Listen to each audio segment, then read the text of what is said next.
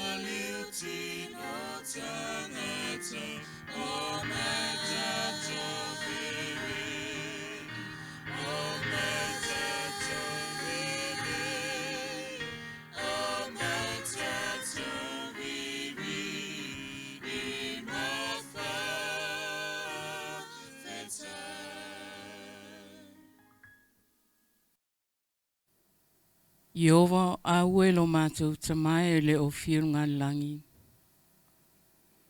Le nei lava i tu la tai au, a o whaasifo atu lo nuu i o luma.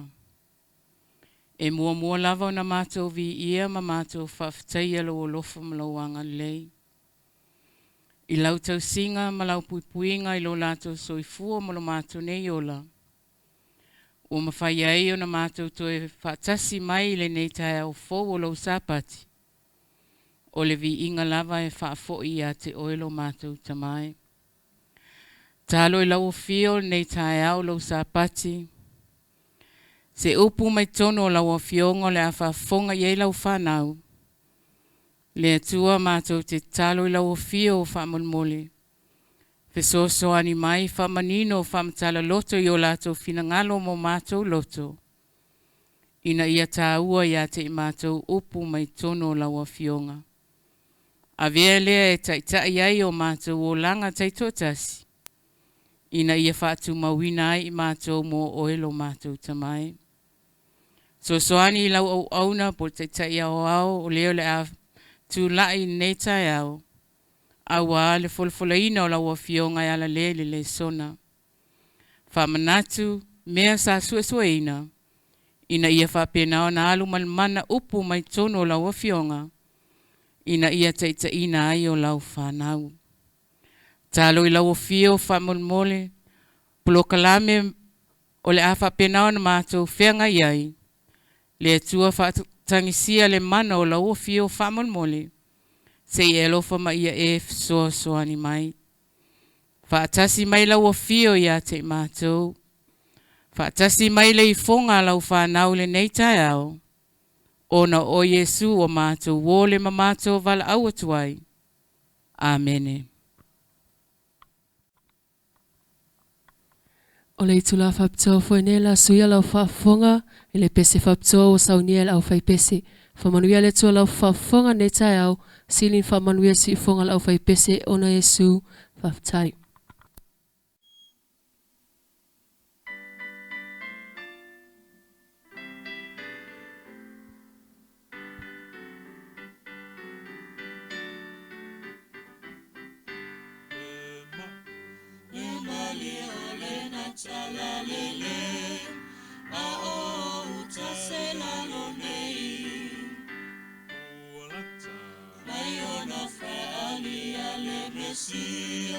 Malona malo fia fia. Mulata mayona Faali ale Mesia. Malona malo fia fia.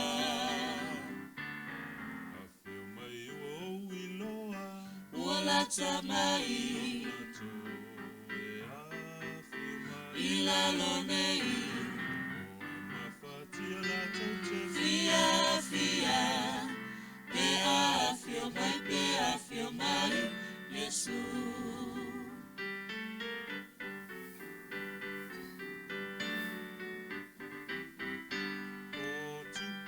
Ngama umaolo opunitia, Talaina lelo fifia. Ala mai pe afangwa ilato. Ya tutule ola fo. La tote ala mai pe afangwa ilato. Ya tutu ile ola fo. Afio mai o iloa. Uala mai. Ilalonei. Fia, fia, pe afio mai, Yesu.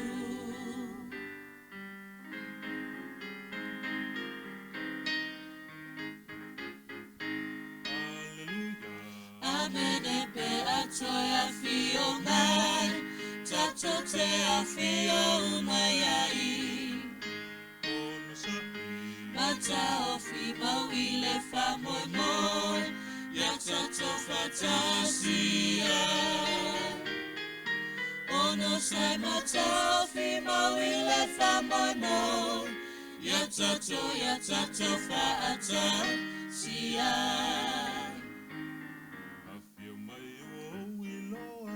Ula tamai ila lonei fia fia pe afio mai Yesu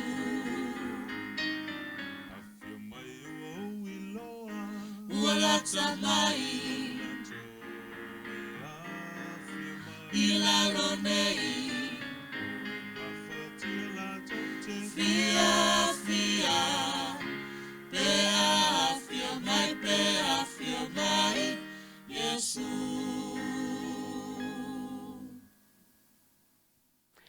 Momoli le nganga Faafetai tele le au fai pese ia monevi inga matangofie ia watomua ila faafonga au tatou fasauni atu ia mole fe au le nei taiao.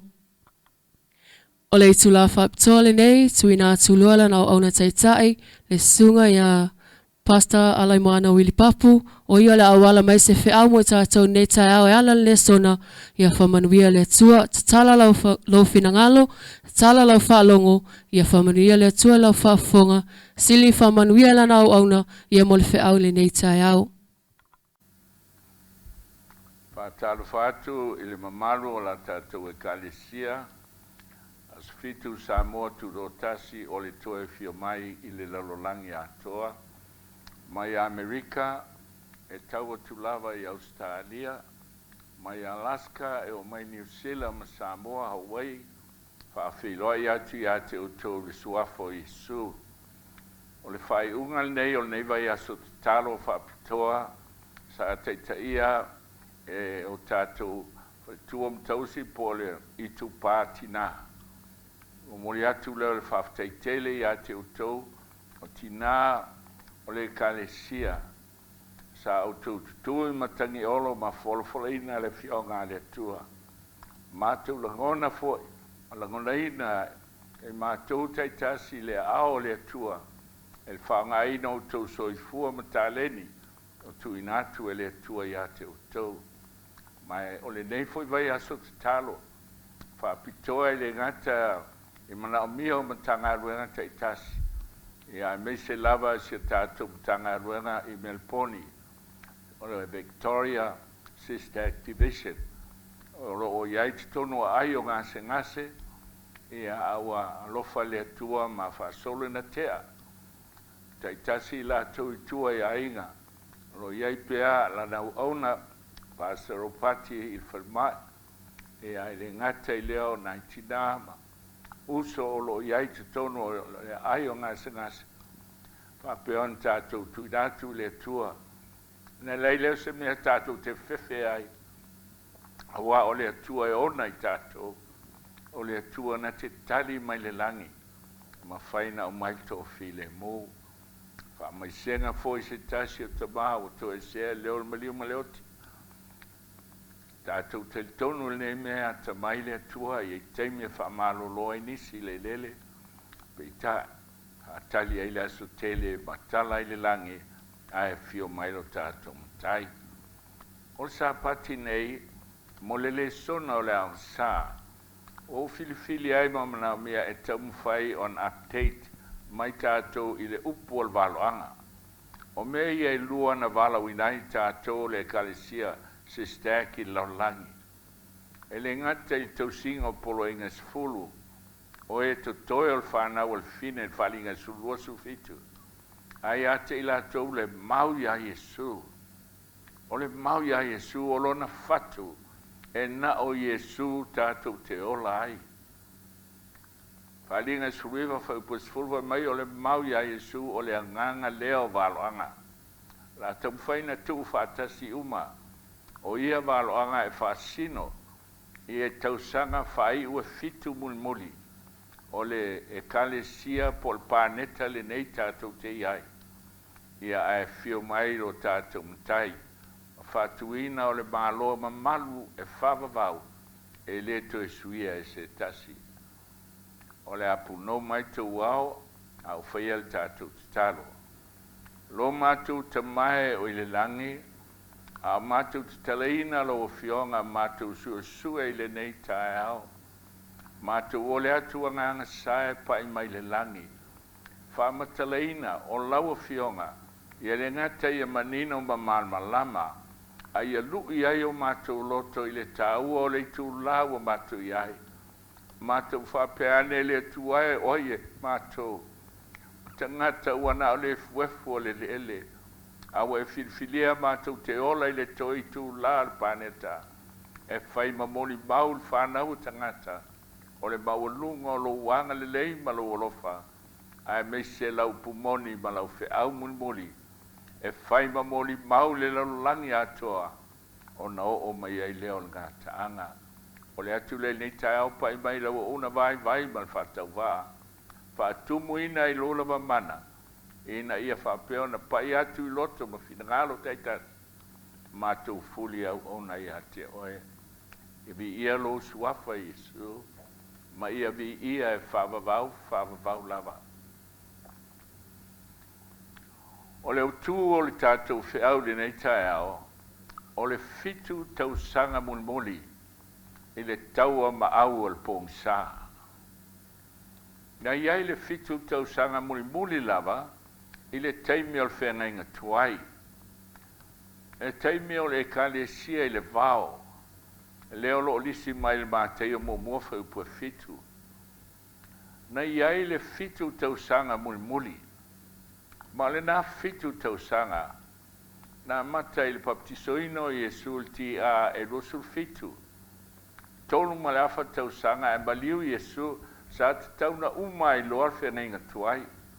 Aina toe whapopo e lea tuari stolu ma le afa tau sanga. Ina ua ave el talaleinu SLTI tolu wha o na fitu ai lea.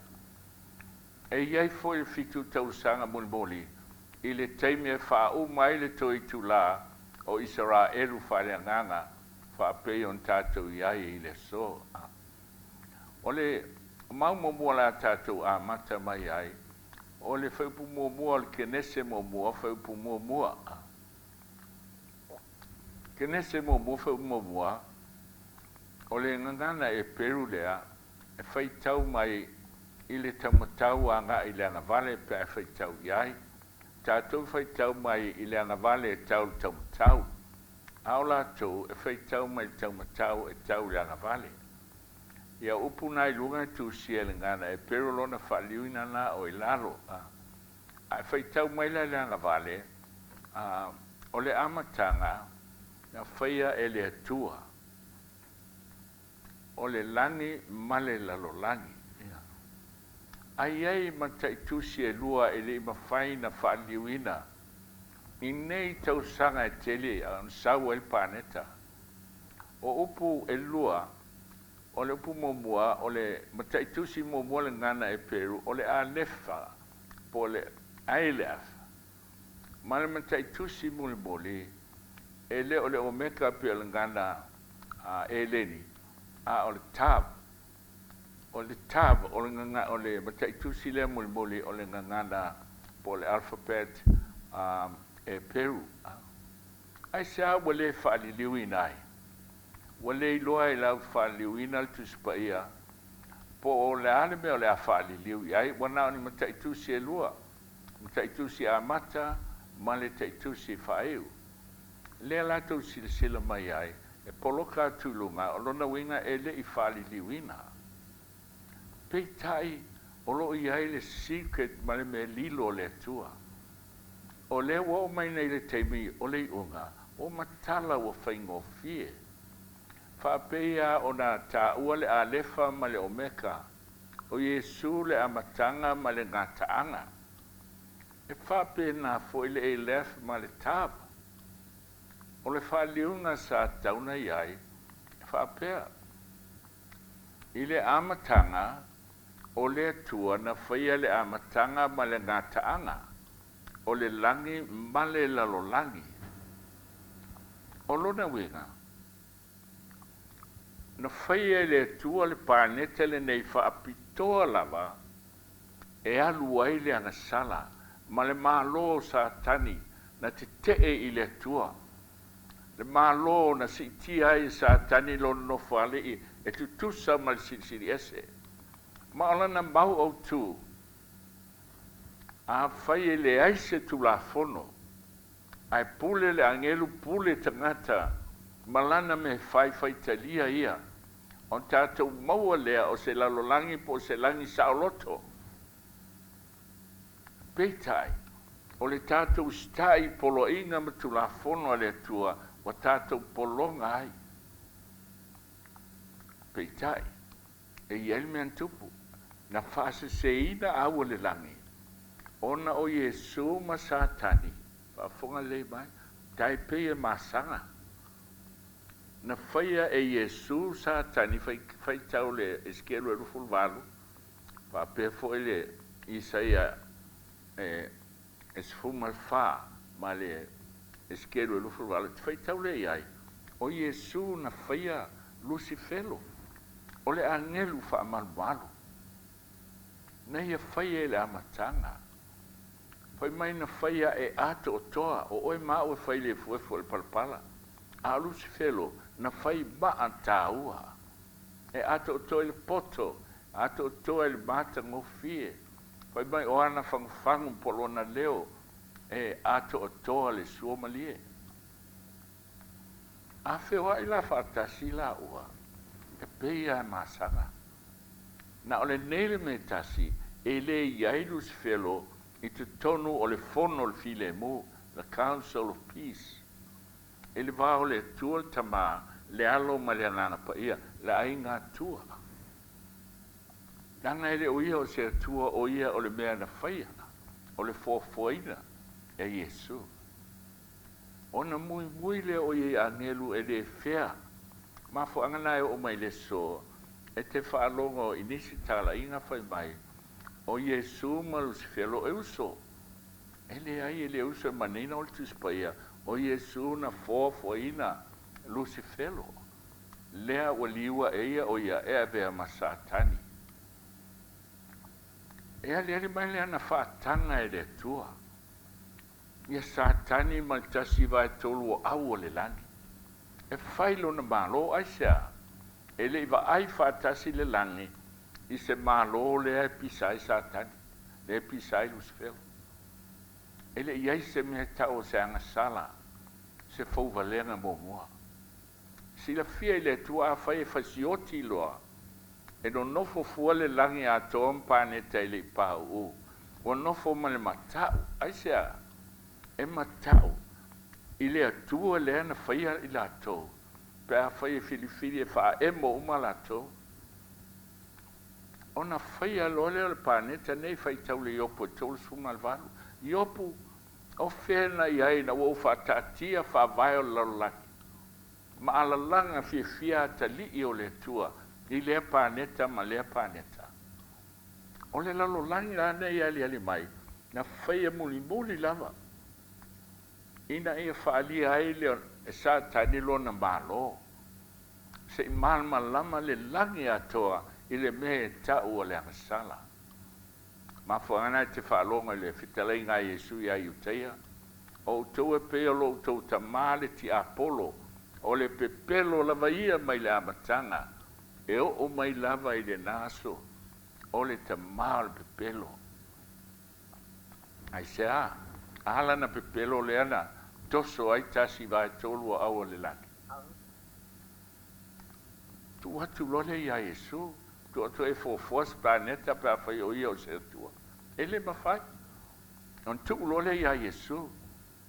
Tu atu lo fofua na whitalai a o na iai lea. O i nei loa i le langi atoa. Le pepelo satani ele o ia se atua. Ele o ia se uso o Yesu. O le angelu na whai. O le whai pumu mua la leo kene se. O la tau mai ai le atua. Na whai e le atua le langi ma le amatanga ma le ngataanga o le langi ma le langi ia sila foi o tole ma tautia o le faamaoni al tusipaia o le tausanga lea e taamilo ai le paneta i le la tolu se lau no lima ma le kuataso maua lea o me tau o le tausanga o le masina e tolu sefulu aso e taamilo ai le masina i le paneta ia ona maua lea o le me tau o le masina lea laina sua le tai ma pe le tai faafele aso e lua sulfai tu la e taavili ai le paneta ia te ia lava le mawai le ao ma le po ono mawai leo i tu la e lua sulfa o le umi e taamilo ai le laulangi ia te ia lava e mawai tu la ato minute ala usili a fesa wai le vai aso e te fiu e su e o ma o e tasi alme te mawai vai aso o le kenese mata pumomua na faia ele atua ile amatanga na faia ele atua o le amatanga ma le ngataanga o le langi ma le laulangi e tolu langi le tatu te iai le feoa iai va alele ma le silangi alo iai fetu ma le langi sautu o tolu o lo o fio ai le atua na faia la le atua paneta nei Faapitoa lava ma tu iai le umi o le teimi e alu ai o le taola nei o le atatou mai mo e se whaamatala i le atua a toa ma whaamaoninga ese e whaamaoni ai le mea e leme te le teimi o le paneta nei e leo se me alu ai pe e whaavavau e iai le teimi e whaumai o leo o tātou a ngai e tunei ai whailana whaia e le atua o le amatanga ma le ngataanga le teime umai le langi le tātou te iai le iai le maanava e tau o le atmosphere le tātou whili le iai waalele ma whio ai mano o le langi momua lea o umana whata atia e le atua le amatanga ma le ngataanga ona umai le o le vai aso e fitu aso ia na fuafuai e ono aso na ia whai ai lea mea ma lea mea a o le aso fitu e taulu a mea na whai ai le tua na malo lo ai na whaapaia i ai ma whaamanuia i ai kene se lua whaamamua o tolu pau anau me tolu na whai aisea o le whaia o le whauru whalenga whaapaia i nai whaasai nai o le fofoanga lea na ia whaia matuina mai tangata e ola ai lea la whai mai ai le kenese ai le ngata i lea e se le tau o le kenese lava lea momoa whai momoa o le elef o le ata o le povi o le ata o Yesu o le ale povi sa whai ai tau lara i le teimi o le wheneinga tuai. O le nauinga, o le taitai po o le malosi, po o le atua watuina mai o ia e whaia le taulanga e o sia le wheneinga tā le te vai o le ata o le sātauro. E le ali mai whai pulawa le momua e le nganta na whataatia e le atua le umi e iai le paneta e whai eile malo satani, e whai mamata anga o le langi, i le mea o le ansala. A o whai pufoi nahi momua, e na tau mai eile ofo o le atua. Whai mai le whalinga le mtau po sultolu, o le tamai maa moe na whasia, talu o na whawaina o le lalangi. Ai le teimi na fofo eile paneta, nei uai ainga, fontanga le ainga atua. A whai ai filifili tangata e anga sala e leo se angeru a o Yesu lava e fio mai matuina mai maofo ina mai lona soifua o le tau langa e o si whea nei ngai le atua mal tangata bua vea Yesu masui o ia mai fai upu ale tasi. O whamatala mai ai, e le ngata, o le umi o le teimi e alu, e le malo o le angasala. Ai toe whamatala mai ai le fai upu lea. Le mea wa fili le atua le alo. Ioane tolu fa upu Sefuluai. Au au whaapea lava o nā alofa mai o le atua I laulangi. Fo ina mai ai lo nā no pele e tō tasi. Ina ia le whano se tasi. E whātua tua ia te ia. A ia maua e ia le ola e whaamau. Tasi alfa I upu. O whaatino ina e le ngata le umi o le pāneta. E saoloto ai sa tani. Ina ia maua e tangata le filfilinga saoloto. Filifili e mo Yesu maola ai. Pe filifili mo sa tani maoti ai e whaamau. Tatou whanau mai le laulangi. E le se tatou choice. E le se tatou filfilinga. Whanau mai a ma le angasala. E oti ma le angasala. A o filifili le atua le alo. Filifili la inga atua. E foa I mai le soifua o le alo. E fai masui. Fai masui o a o fai masui o e. Pea e filifili e talia o ia. Mausi tai a te ia. E peru e lima fa upoiva. E a bea o ia matupunga o le ola e whaamau. Ia I latou uma o e usi tai a te ia. Fai tau Filipi e lua fa upo e lima o le fitu. Ai mai a o whaamau lalo e ia I a te ia. O upo ia whangaina le ngana e leni. He emptied himself. Wala fwa I uma ona mamalu. O ia o le atua. Wala fwa I o lana pule le langi. O le alo e to tasi. Wala fwa I ha mea o ia. E pei whanau mai o le tangata. Pangale o langa tatou te iai. O le o langa whamau anunga. Le langa le fia to I lalo. Le mea na leina misa. Mea na leina vā. Se sila tatou. O lotu satani. Ma mai ei le vā o lotu. Fe aina I ai lotu. Peitai, e lua malo. Malo le tua ma le malo satani. E te filifili ai.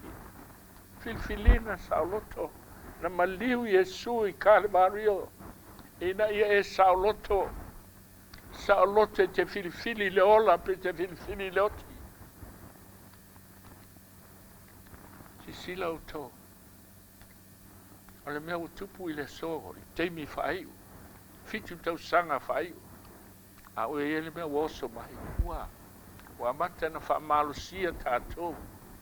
E whaia le tui ma mea. E le te tau na whaamalusia I sisi. Ua me ese le sautonga. Ai sea. O le mea mai le teimi a satani. A o le sautonga. Sauloto po fia le lotu. Filifili e lotu ai. Pe te whaalonga le lotu. Pe te whaalonga le fionga le tua.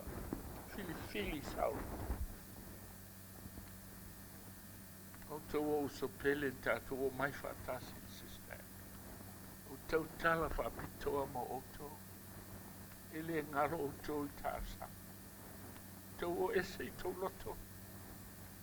Ai le umale alofa. Ai se alango ngaru e ngā satani o whi mahe mai ai. Al kola le tua le tula. To e mai tātou. Ale whai tātou lo lotu whatasi leo la. O whea ele langi tātou te oria.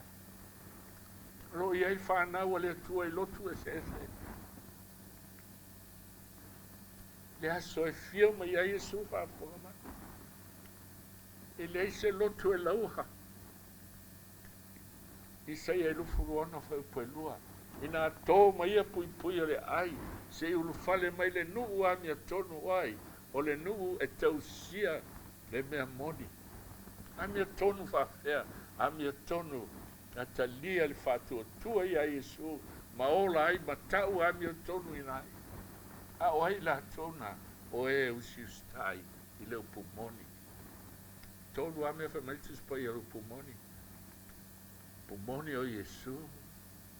Pumoni lo na lua Yohane sufit o lau fionga le pumoni lea. Salamo se lau suiva se lau falua.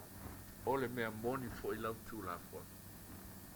Ma fo anai ta isa tani tu la fo no le tu. Langa o le pumoni. E o si tai ai la na fa. Fa fonga tātou. O la tātou mahi moa I le timeline ena mai e le atua I le fofoanga.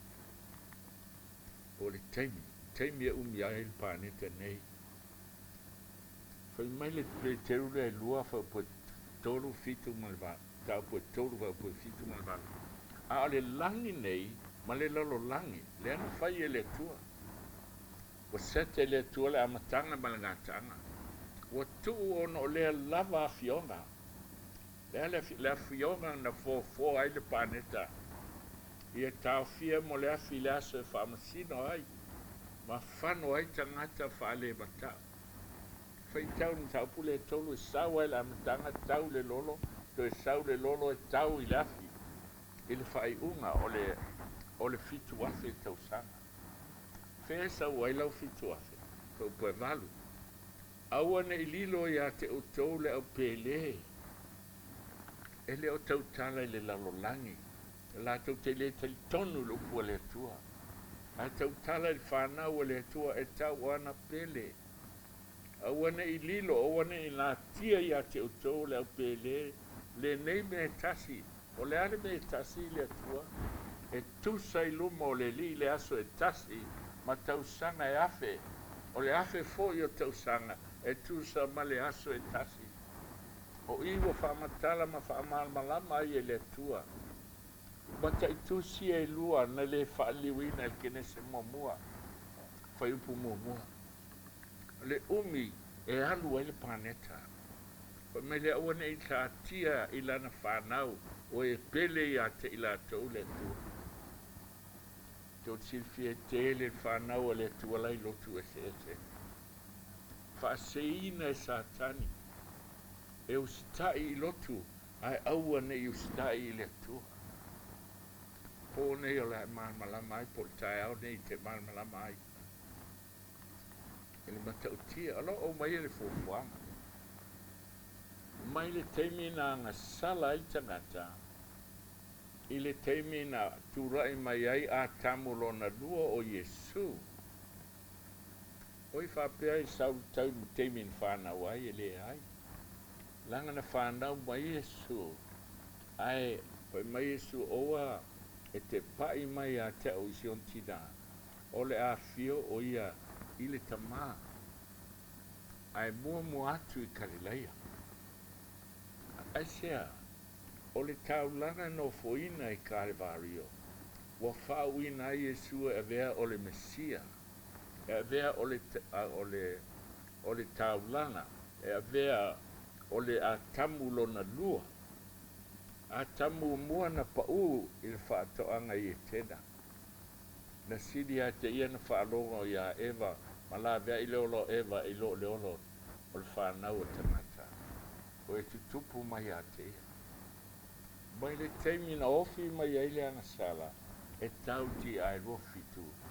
Sa whaina tāna malama. E po le atonua le sao. Sa ia le pātele ngoi a Bishop Usha.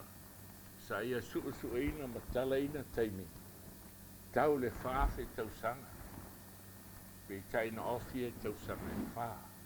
Ele whailan tātou relay I tau sanga ia. Pe tai. Na tūlai mai lau ona le tua ele na waita o la tuka ngai e stemi o iluma. Ma whai mai le taimi na ngasala I a tamu. O furitua ai a tamu I le tua. E tau mai le taimi na papatise na ila a tamu lo na lua o Yesu. Ti ai lufu fitu. E whaafe tau sanga. Ona toe ai leo le lua afe ina ia toa le ono afe. A leo tatou la talata nei ai. O tau sanga nei e lua o lua tasi. A le lua o lua fitu. E mai le taimi na atofa mo paneta. Willie, ona winga lua fitu e fio mai a Yesu. O le lua, tau le lua fitu. O le teimi le wa atofa e sa o loto ai. Le ansala I luma l'fongai lele. Teimi o le filfilinga. O e filfili mo Yesu e usitai a Yesu. Ma e filfili mo le fili e usitai lana lotu. Ai sea, langa ua lotu satani. Ia silisila la tātou. I le lua afe tausanga lea mulmuli. O le ua tātou iei nei. I le lua o lua tasi. I le teimio na ua uma Israel ultino. I le Valaauina le luaf tolu se lau tausanga. Ai lua tulti ai tolu Faafitu I tua. Ai maua leo ti ai lua fitu. Lea na maliu ai lea na papatiso ai Yesu. Tolu male aftau sanga iluma, maliu Yesu ti ai tolu tasi sa tau na uma I lol teimi, mol whengi tuai. Sa I lua le ipui le man malu. Ai to e whaapopo e le tuali si tolu male afa tau sanga. Lea lala tātou mai moa, ilo na ata lea I le whengi fau mai teimi u tātou iai le so. Lea ta le whengi nga tuai, na uma Israel ultino. E Valaauina le luaf tolu se lau tau sanga. Fase lau iwa sefulu tau sanga tuina mo Israel ultino. I le wha iwa sefulu na o le fitu tau sanga muli a lea. Ti ai lua fitu baptiso Yesu tolu male aftau sanga. Maliu Yesu I Calvario. Toi tolu male aftau sanga. Ave le tala le leinu ese fetonia se tefano. Ua umal teimio Israelu I le tino. Whapena foi le unga o Israelu whaleanganga. O le lua afe sfurfitu, e iei mea na taunoo. I te vai e whalinga mta upo sfurman lua, o whaamatala I le atua, o le whawhine o Fualii tu le masina, se fulu lua fetu ilo nao. Mai le amatanga o le teimi mua lea lua sfurfitu, na laini ai uma fetu o le langi. E tusa o le Valaauina le whalinga sfurman lua. Se tema o le lua o tasifitu.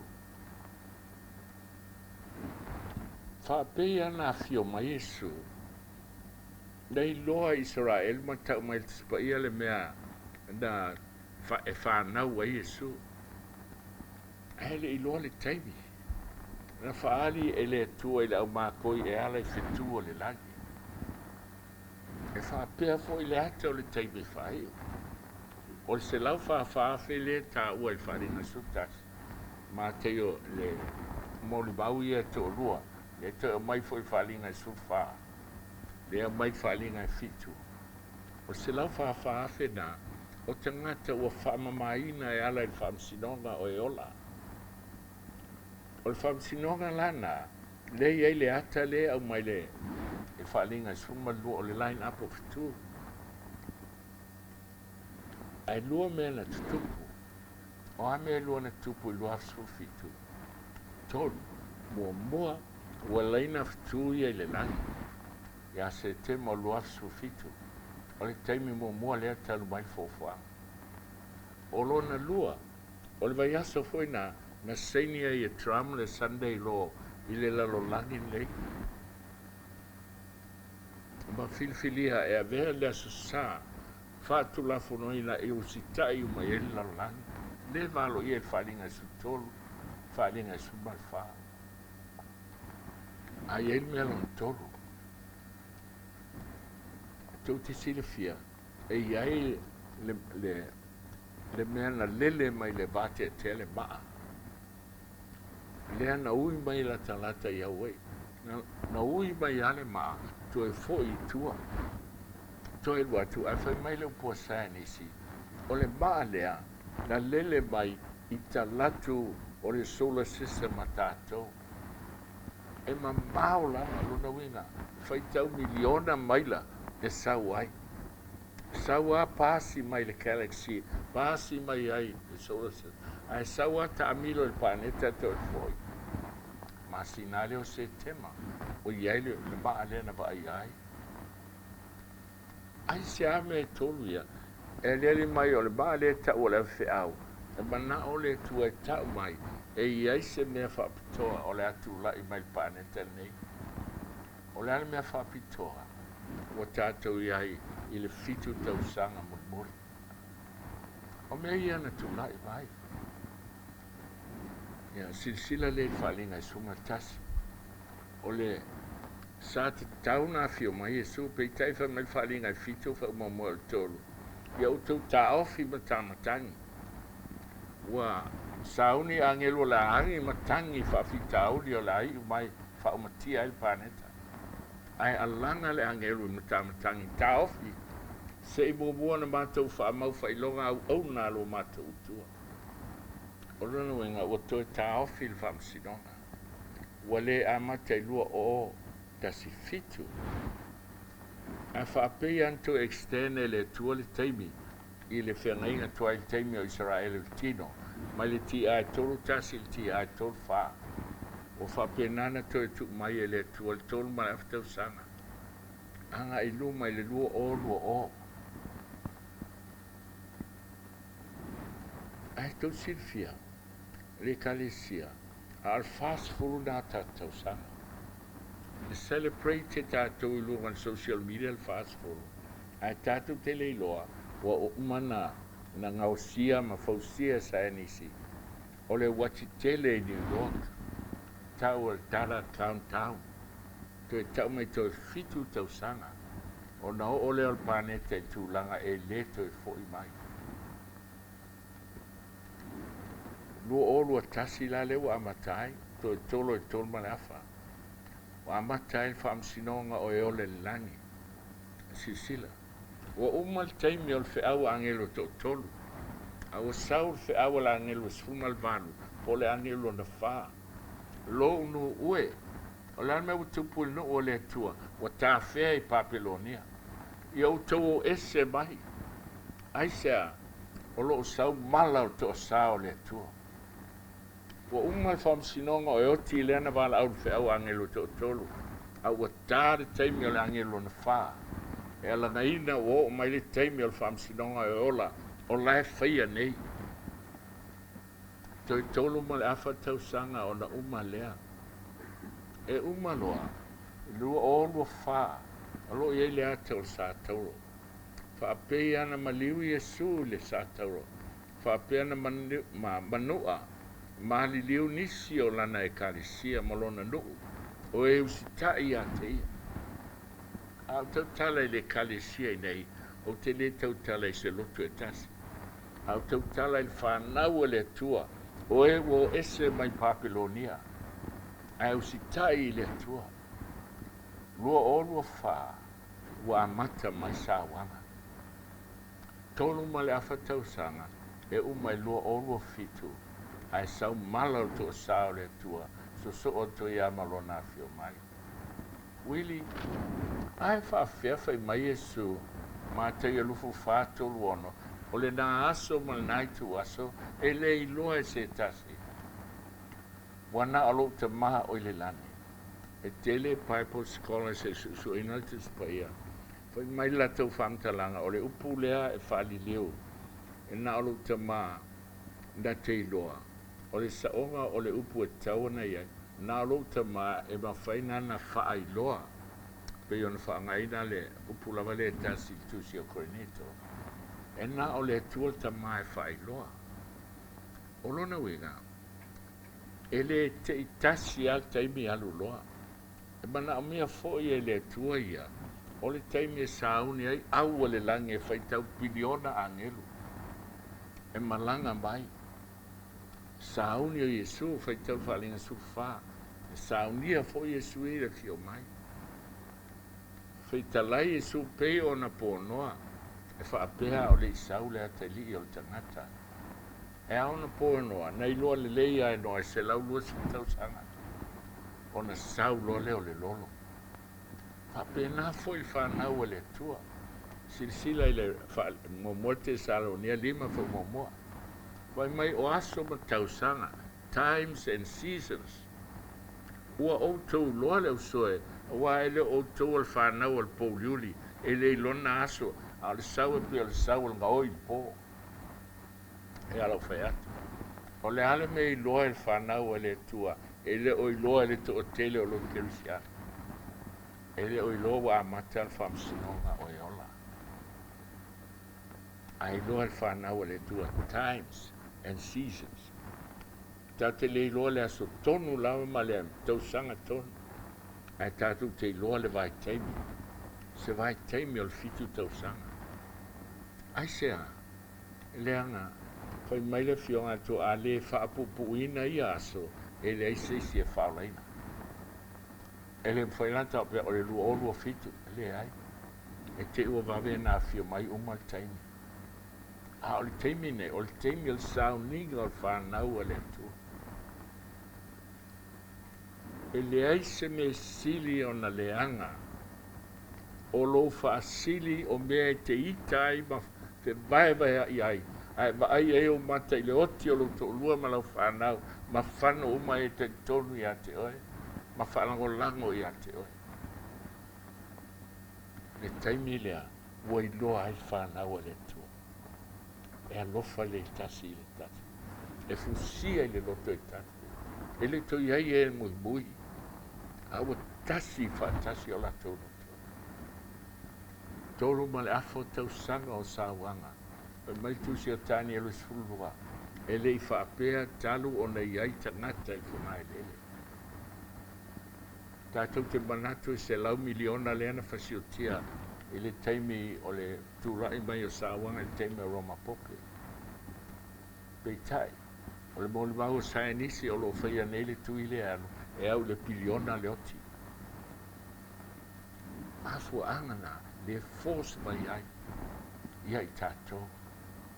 E te le lope a vesfoli ne mea pe a whaalongo mai. Maru se si tau ni mano. Ai, o leo tau tala i lo atu nuu. Lo atu nuu pele o Samoa.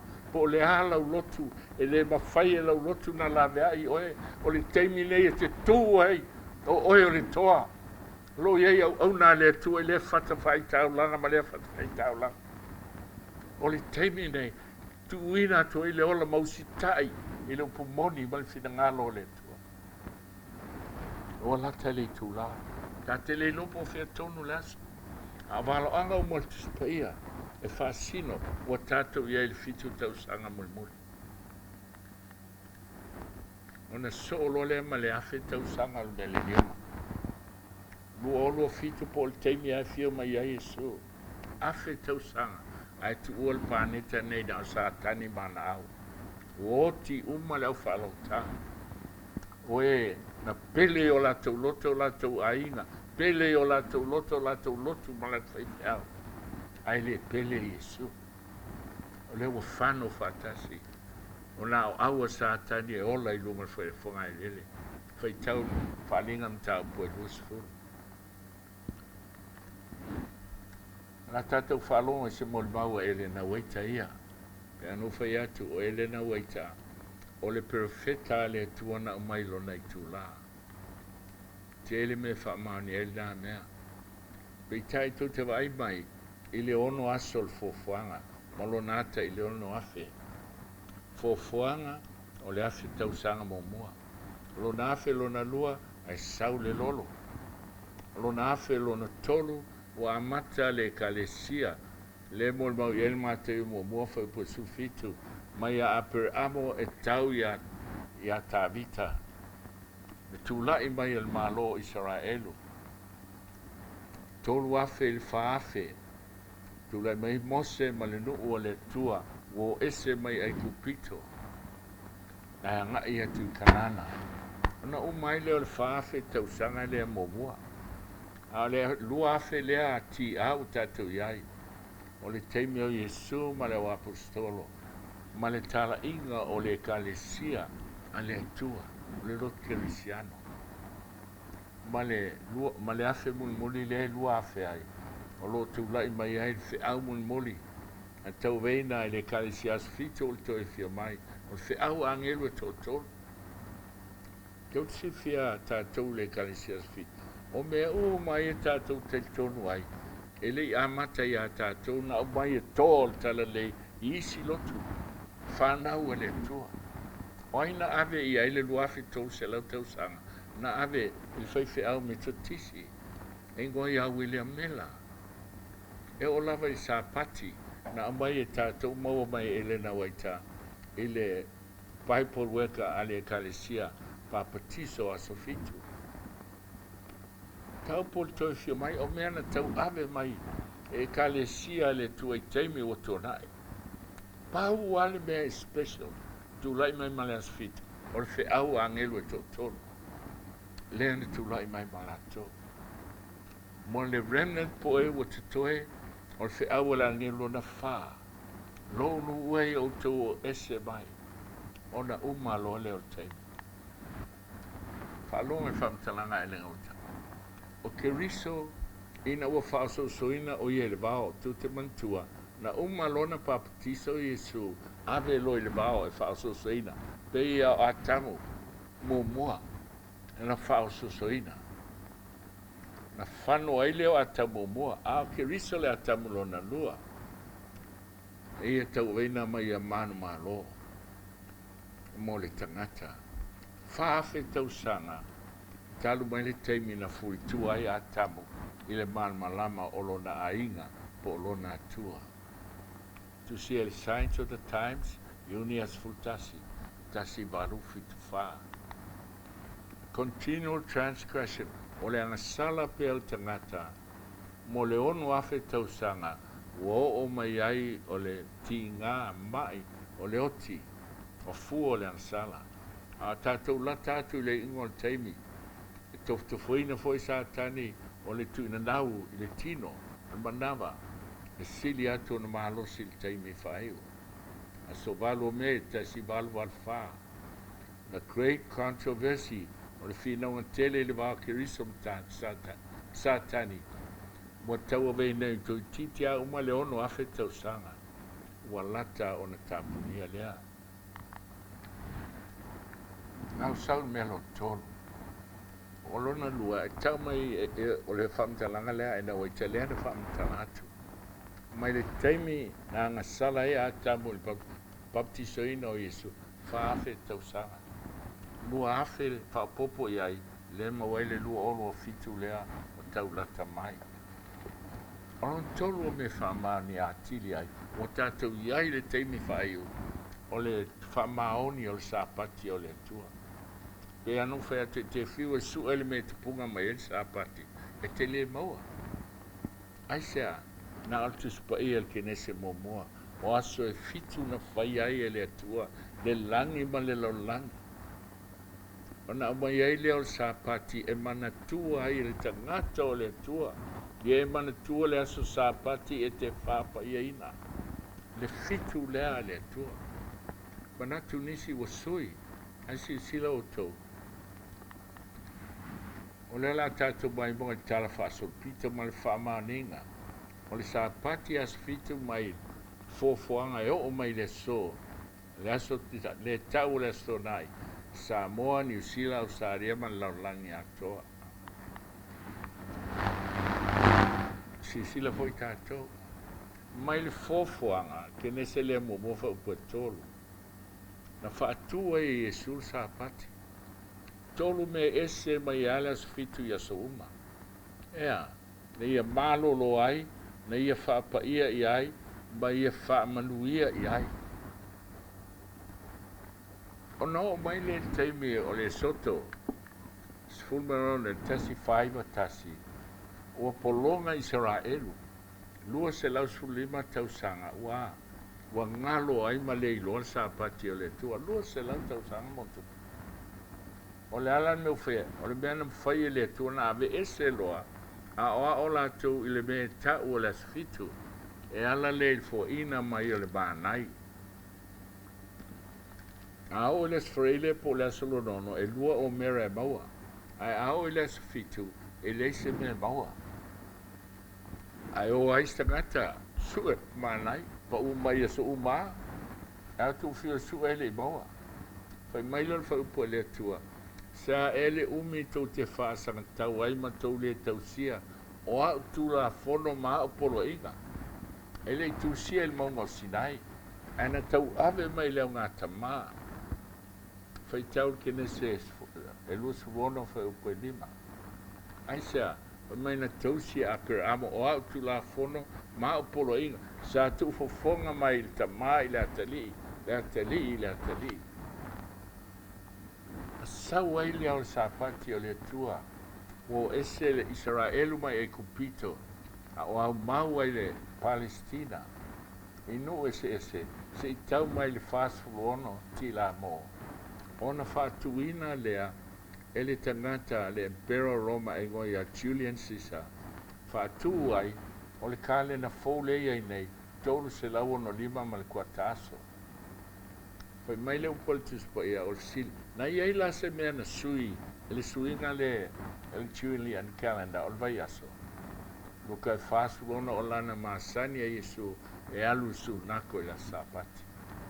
E le ali mai e le aise me tasi na sui al kalena lea, e sui e le vai aso lea, maaso e fitu. Na tausi e Yesu, aisea, so fitu ana na saule amtanga. Fafonga lea, ona saulo lea, o mai Yesu ia, e tausia al sapati. Ai o mai tausanga tasi lima valulua. O ila sofa o oktopa. O le mea o tupu. E se fulu aso e sao ai le kalena. E lo tau. O tele ngese le tau, tele vavele kalena. Ai sea, langa o tausanga uma, e le a to le tol se lau no lima ma le kuataso. E ai ana i minute mana i se kone. E tuai ai ta mi sanga laulangi la. O faaputu. Wona tol se fulu aso e behind ai pe e tuai ai le tau. I lo le kalena. Ona filifili lo lea. O le pope i ngoi a Pope Crackery. Pe anu fatu le teimi leo pule au al pope i laulangi. Sui ai lo le kalena. Nato sisila ai. O le asotofi asofa.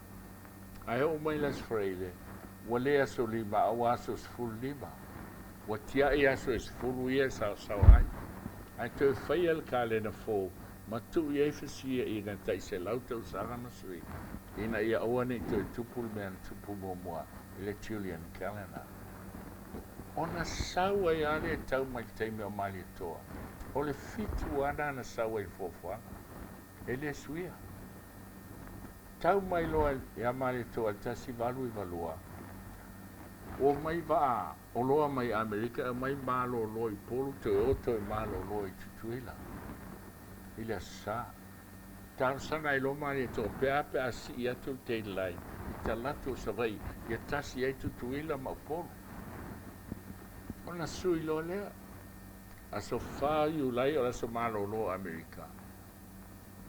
Sau wa ole sa mfua tans fulu el po ai te woto I tans fulu el po le sa wa lu ai la sa mfua ol vai aso la na fitu aso vai aso o fa polisi aso wa lu ai aso mfua ona valu ai le aso vai aso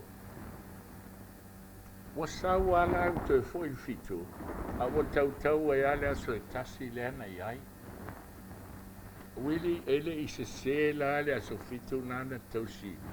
Ele kalisi aso fitu fa pe foi tudo tasia. Ele I se. Ai se avai polo inga le tua o le aso fitu. O le mea la vai fitu I aso vai aso. I le kalena I le mea wa ai. O le aso fitu na SAPATI o le tua. Ele fai se sui. A sui luma o le mea fitu ai. Sui tua o le bea fitu iai. Aso vai aso. Peitai. Ina iai a se le marama ma le iroe e mea. Ona alau le tua tui le epa. Lua afes fultasi. E to e recover le aso lea.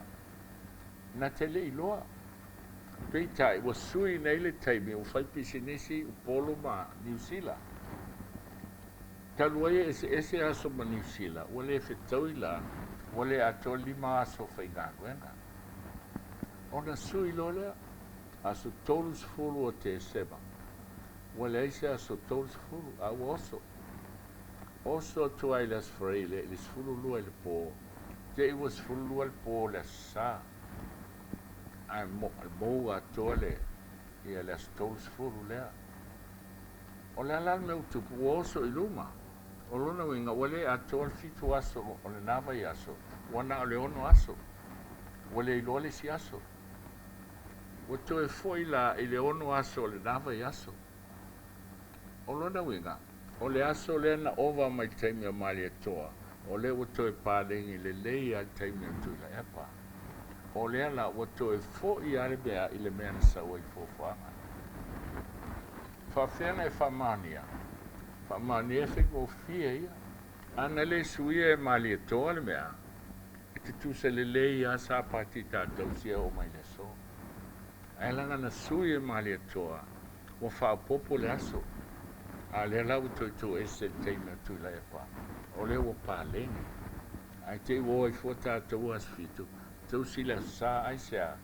langa o whaatununga e sau le lotu pe iano whaatia tau o ta fair fina le upolitis PAIA o take over the General Conference e Roma Pope la tau I loa le leia a hold on e tau sila so na suia mani atoa e tau sila la tau le sa no whaamanu lu atu I uso pele le kalisia mai o tau au na ola mai ma ufai fe au ma ua onga I le loto asfita pele lai lo loto ai o te leo si tai stangata o te o si tai I le atua I le aso e fio mai ai esu e le I loan tatou lotu ai loa I latou e la tu mo le atua I le toi I tura wai pe ona tu mau I luma lai fo ma la lai fo te whaia Fetalai mai ai ova whapea tu mau au tu whanau ma lo tu ngau la lai fo o le ma Sina ptawai ma le ma Sina o le SAPATI ma le SAPATI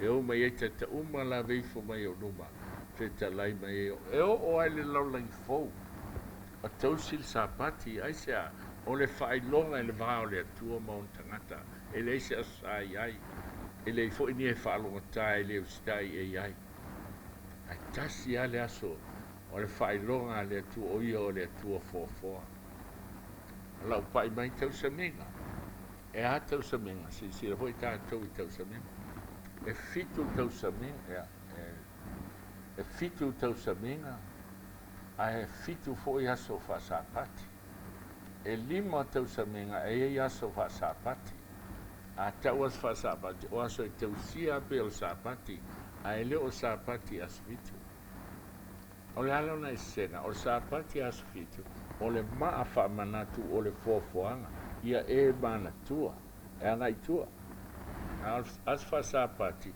o le ata o mea o ilumanai le ta ua I kolose o ata lava ia o mea atalia o le tino o keriso o lona winga o tausaminga iam SAPATI sa whaiata I le lumanai paseka a reto I le whafteina e lua SAPATI ulua I fua Pentecoso I le ngā pū tōngiola tai tasi SAPATI non so lele mai le aso tōngiola as fulima o le fitu ngā masina o oso I fale apitanga e a fale apitanga o le tausaminga e valu e fitu o na aso a le aso lo na valu e lua na SAPATI aso mua malo na valu ai sea e valu ai le aso lea o le foi numera valu o le foi numera o le manu malo o le fale apitanga la lea aso mua ma le aso valu o tau mai e saua mai le amatanga e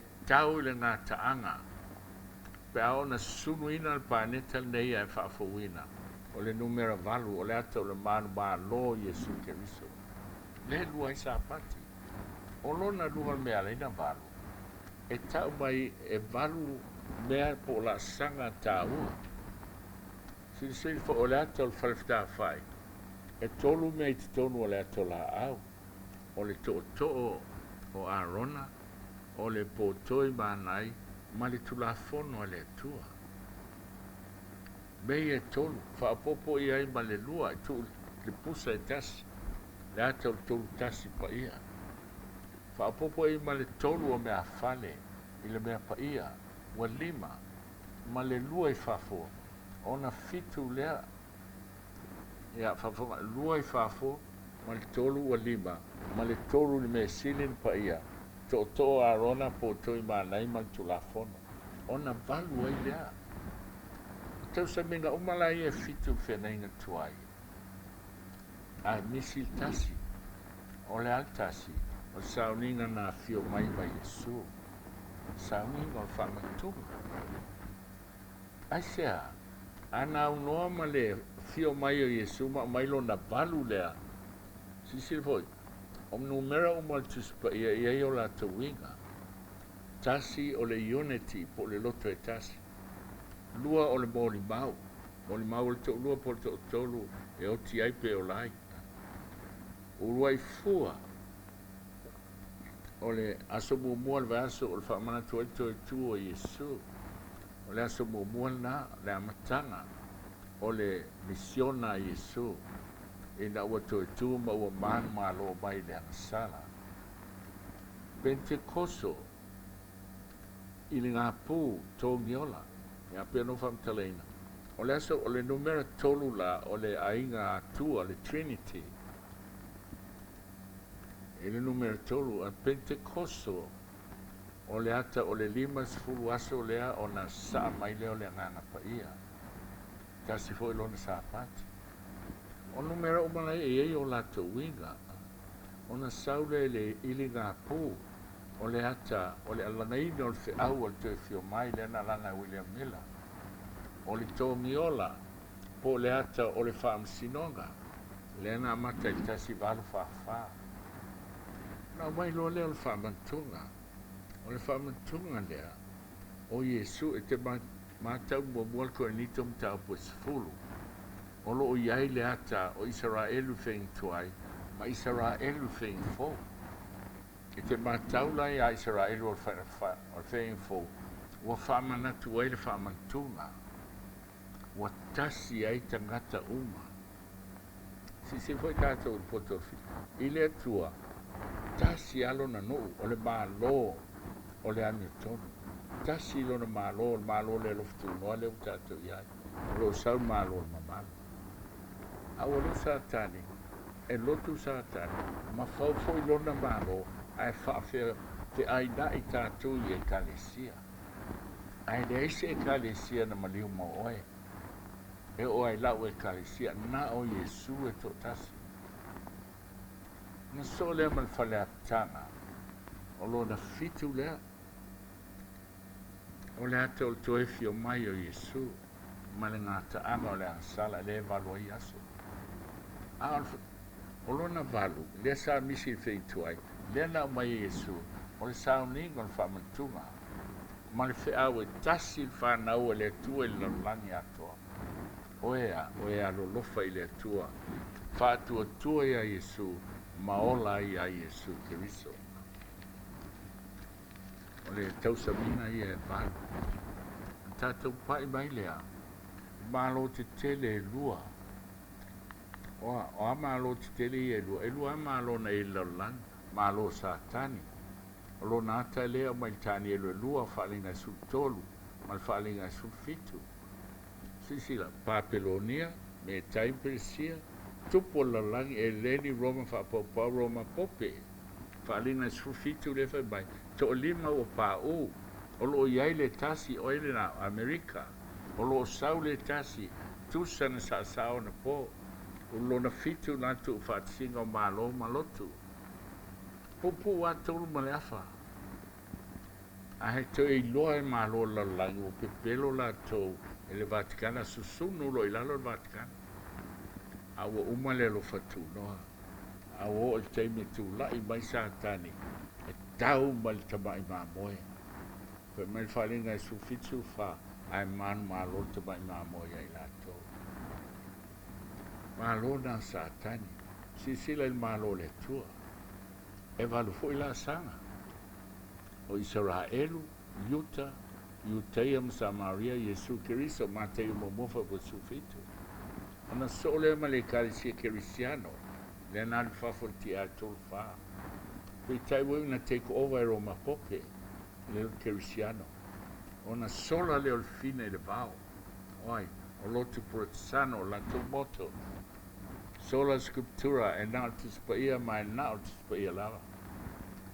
so o le mana so fitu tu lai mai ma le feʻau agelu e toʻatolu peitai fai mai te spai ai una tafea a o mai ai e ua totoe matau mai tasi alfine le ata o le kalesi le wharinga sulua e tau lona fitu o lona fitu la o la tikaia a o lona valu o numera tele o e ua totoe le ana taimua le SISDAC i le tasi iwa valu o pasi lo le tasi iwa valu o tu rai mai le o independent movements o lala o i lātou ai lo o tawhea le fine au tutu e tutu mo le upumoni e o mai le so a whai man whalinga sulua su fitu wa ita foi tara ko le fine anga na leise fine leise whanau na loto i le tau tau o mai lātou o le whawhine e le ai o e o te toi o lana whanau o le teimi o le remnant le teimu ai le SISDAC i laulangi o e o tausi poro inga le tua ma ua tau whina mau ia Iesu Kirisa o mea e loa e o te toi ai si sila alona valu lea o la sanga o malo le tua le o tu whaatasi nei a whai mai lona valu e sau sa tani e tau mai o te toi o le mafu angana lewe vesi ai le mea e le ngata i te tonu au fafo mai sa moa leo sau i New Zealand e una alu lalangi atoa o ai e tangata o ai le SISDAC o SISDAC e tu mole upumoni e o i loti mai foi o tori sofa inga le alu nei le tui ana amata Israelu o le a SAPATI ia oa nei to i SAPATI oso mai ai a Israelu sa tau na sofitu lo momo ai le ai e lo wa se se la to o stai pope ai Faualii o Auckland le ia le quarters o tu tasi le o mai le so o le alava fa malosia ma o sau fa tonga a ele tui e te polonga i lava ai sa pati o le tua o nei mea uma watu uma lo teimi a nei mea uma e tasi al mea pointi ai lua oro fitu e hale lua oro fitu o le tausanga lea e a to leile ono afe tausanga mai fofa e le se me tasi ai vai mafu angalai no fe ato o le SISDAC na kole le tu e lon teimi mai le teimi na tu rai ai tasi iwa valu o e o mai le so o mea uma tutupu i SISDAC na valo ia na te taimoina o le mume te leale angelo na wha o leo sui le loko a le kalesia tele sui alo iafi ma o sui e le io o le angelo na wha a alu sa moana mua lele ai le angelo na wha o le whiau o le whamsinonga o e ola o mai o lo whaatali to sa o le o ia mea uman tātou whaasolo ai no le tātou teimea la o le te PAIA au ili ai le SISDAC a ita i e sātani ai sea o le SAPATI o le tu mafuanga foi le nā e lili i ai le fili peitai e le fefe o i loti ta alofa na veseas tasi au ona taitai o ngā reo whawhangu mai tātou wa vesel toina lena fto a umatu a o so fai matanga ruenga lua a o lo man malo le tua a faina mo mole sim tanga ruenga Victoria tu watu i le tua te au mai fafo o le se sinoti a lo na lua o maliu toina ka tia le taitai manisi o le whainga ruenga pa pele kalisi tu lang tu na au tatu talo fantasi nei vai aso tu sape tu la i mai le oti fai mai le tusia salamo o na o sa vali vano le oti o te le fefe la vai se me le aitas ai sea o a o lo tua o lo i ai lo tatu tua o le mau fai u au ai to i titi le i titi lava O na o mai leo le maliu mai e le whaatuai mai lava. O leo tātou ai lua olo fitu, ai te le lope mo o mai. E le i o iai. Pai mai e whaapupuina e le tua i aso. Willie, ai whaafea la e se ai le fio mai se Yesu. Samoa. O loo leo nana o whaamatalaina le fio ngā le tua ai le pule o pule ai Yesu. Na whai Yesu, ia iona alue ave tala i Nineva. Toi fast fu aso. Umale, ia Nineva. Ai toi sui fina ngalo le tua ai tai. Ai sea, whamawalunga ia wa mai tangata. Wau, wa empty lo toi pule le tua. Ai le mawhaina ta ofi le fe au. O te le mana o eoti mai seisi, ai sea, langa whai mai o le tamai maa moe na whatsia, talu na whaavaina lalangi. Aisea, talu na whaavai le planeta, na whaia, e ono fitu afe tau sanga. E aluai, ono afe lalangi ma le afe langi. Pai mai leo le fionga le tua, ai ola le ami o tonu il fatu o tua, ile ma lea atu muli e le fia lava lo loto i a te ia. Ai fatu tua e ola i le nganga. Samoa, fatu tua i le tua. SISDAC, fatu tua i le tua. Sisile momole Ioane lima fa. O e whanau mai le tua. E manu malo i le langi. O le nei foi le manu malo e manu malo i le langi. O lo tatou fatu tua. Tatou te wa aia i le tua. Ma tatou le lo fefe i se me tasi. Ai mana o le tua, ia whaamamaina i tatou. E alu lo loto ina i usopele en tatou o mai whatasi. Ti ngā whatasi le ngāwe. Au o ese lala. Tatou te leo atu langa ese me whaento lotu ese mato. Ai mana o le tua i tasi. Tapena, whangalo me o tuanai, a tapena ma saunia i tātou, e whimo nei vai aso. Tapena, a ti na e lo hainga, a ti na e lo o langa whalenga, e Yesu swinga. E Yesu swinga. I saunia i te savali le aso, e whio mai a Yesu. Ai se ana whaavai mai nei lotu, e na o Yesu e whaola i nai. Tātou te ustai tu la fono me o mai loai le alofa, a o le whaotanga.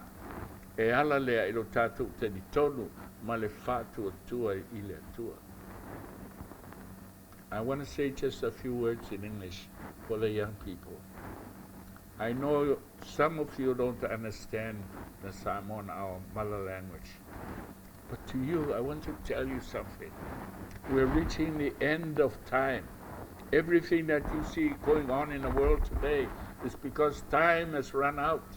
When God set this planet in motion, it was for one purpose, to demonstrate what sin is and what is the kingdom of sin run by the devil. And now it's coming to an end. And God is calling his people. Satan has us spread out in different religions, different denominations, each one fighting the other. But there's only one truth no one can ever deny. No church ever died for you and me, just Jesus Christ. And that is the foundation of this message. It is time we come to Jesus. It's time we understand that we are in the judgment of the living. It's time you remember our calling. Come out of her, my people. Come out of her, coming out of Babylon. The church is being driven to Babylon. But God has a special people called the remnant, and their job is to reach out to all people. In every church, in every country, in every land, in every language. To come to Christ. Come to Christ. Not only believe in Jesus, but obey him. Sunday law is about to sweep the earth. With all the powers of the governments, all the powers of the churches put together in the seventh head, or the image of the beast. But God is calling forth a people who are not afraid to die, people who will stand for the truth, people who are free by Jesus Christ at the cross to decide whether you live or die, whether you obey the devil or you obey Christ. The message is for all of us to come together. And you will have the power to walk on serpents. You have power to defeat all diseases because Jesus is with you. But should he choose to let you rest, it is in love, that you may not go through the time that we will go through. Soon you're about to hear from the scientists all the proof to tell you the world is coming to an end. And they're correct. But the end that is controlled by God, not by the devil. Listen to God. Listen to the word, regardless of whatever. And God is with you. I love that text. My favorite text in Isaiah 41 verse 10. Don't be afraid. I'm with you. Don't look around. I am your God. I will strengthen you. Yes, I will help you. Yes, I will hold you in my right hand where there is righteousness. God promised. Eu sou Faafeiloaiga, pássaro pati, Valaauina, AOGA, Johnny seu fele, tu fine ya molingi, e manai tina, mustasi tina Leota tio, ele aisiu. A fai tau whaloho mai lau leo, Faaiya Yesu, Faaiya Yesu, e te sabali whamai, ele mawhaina whautia ioe. Patu tua ia teia, ua lata nā whio mai lo tātou wali. Sabali mal fia, sabali mal oli oli. Na o Yesu e te olai, na o Yesu e tō tasi, e mawhaina e manu malo ai le lo langi. Tusa mo ala tō whainga whaima. My friends, if you can hear my voice wherever you are, whatever church you belong to, if you love God, now is the time to stand for the truth. Now is the time to say, Lord, you have emptied yourself for me, and I've emptied myself for you. Wai to ititi lava. Ono o mai lea o le maliu mai, e le whātuai mai lava. Ai ola le ani o tonu il whātutua. Il malea atu muli le fia lava loloto ia teia. Ai tātou, e le nie tu muli il mahalaia. Ai whātutua, e ola i le nganga. Suafo Yesu. Amen. Lo mātou tamae o le langi, o whaiwina le neisu suenga na whaia. Ina ia mātou I loa ma mautinoa, ao le iangi mai pe au whaigu al soifuanga. Mātou Tatalo Lelilio, pai mai langi, au mai, whātou tua ma le tari tonu ia te oe. Mātou te manu malo ai le laulangi. Mātou whātali atu ma tunu matai atu mo le nāso, e matala I le langi ai e fio mai. I lola suafa Yesu o le marau toi nei. Amen. Ua lea whaaman lele leo maalie lau si ufonga I lungo le ea I le Nita au whaaro SAPATI o le tua. Pastor Alaimoana, Willie Papu, I lau whaasoa, I lau tufa ina o le manai mai langi. Po le kānona PAIA le atua e Fai-Lesona. O na vea leo le leo au kilani New Zealand nei, e whai mafofonga tau moli. O lau whanau po o lau ainga Faaleanganga, o lo mafuta mai I lunga o le ea, I so se tawha o le nei ke lope. E Faafetai ai lau sunga o le taitai ao le nei ngaluenga. Ona o le tapenanga SAUNIGA lelei, wa e whaainu mawhawhanga ai lo le nuu Filogia o le atua, pei ona iai le au tū, o le nei faa moe moe, o le tapenanga mo le toe wanga muli muli, o le nei paneta. Ia tu mau le atamai, ia tu mau le malosi, ia tu mau le manuia o le atua, i lau susunga le taitai au au, a wā le whaafoina o le tōvini le atua. Amene. O le vi inga e se lau se fulu ma le lua, Valaauina Faapitoa ma le anganga mawalalo, o le a tātou tūlai whaewina i le tātou lesona, i le nei tai au.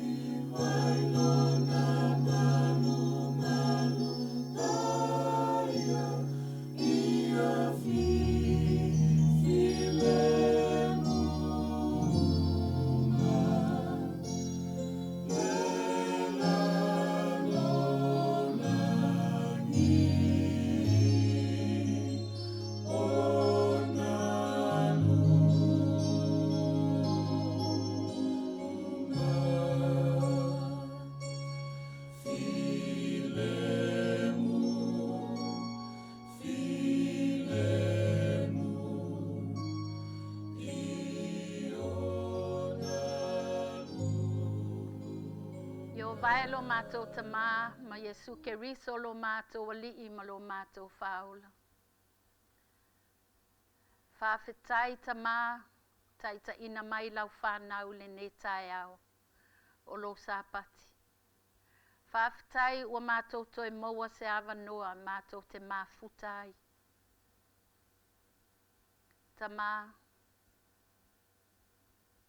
nei se mea mātou te mawhaia pe au noa malaua whio.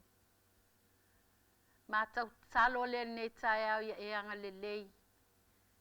Whamanuia mai le mātou SAUNIGA i le netai au. Po le ase fe au la mātou whaalongoina. Ia alu malemana le upo la ufio. Tamā awa te sila i lo mātou vai. Aia whaongaina i mātou ni mea whai ngā luenga. Molo a ao malau ngā luenga. Fua i mai ate i mātou le alofo le tasi.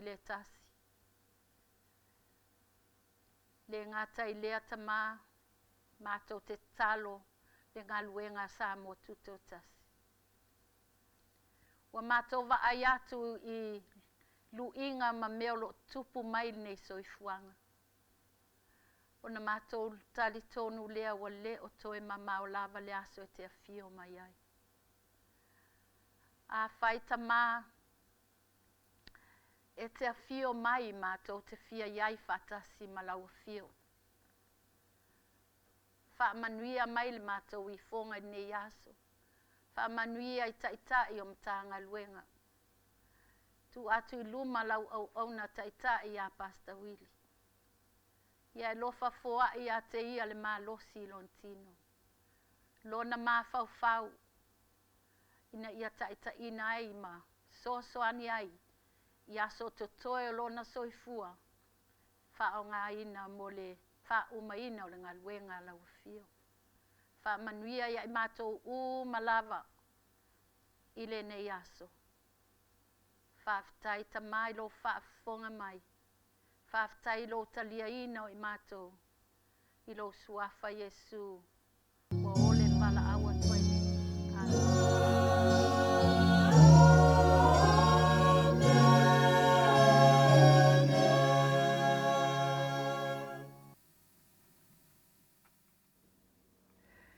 Nā tō maia o tō pui, ina i unu whale mai ai le nuu ame o tonu o e tausi le mea moni.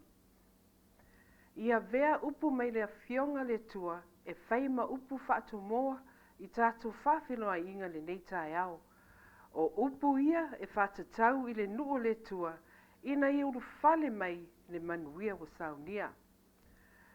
Faafeiloai atu i lo sunga Pastor Alaimoana, Willie Papu, o le au whainga luenga mai tu wha o le laulangi, mai maunga te tere se i i maunga iti, Faafeiloai atu i le swafa manu māloa Yesu Keriso.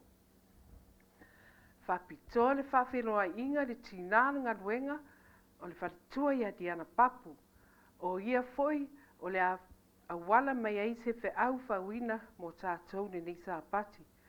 Ma lo le tau, ma lo le nsai ngā luenga le tua, ia whaamanuia le tua ia te oefa le tua Diana.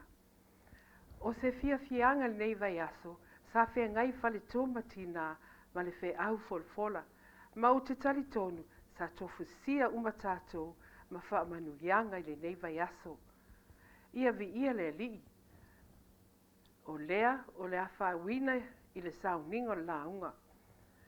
I le alofa ma le anglei mai le tua. Ia tātou mau se SAPATI fia, se SAPATI manuia i le swafa Yesu. Amene. O le Fai-Lauga tātou fia, tātou tutu lai o le Pese 5 o le atala ina i le SAUNIGA PAIA o le Valaauina. Faafetai.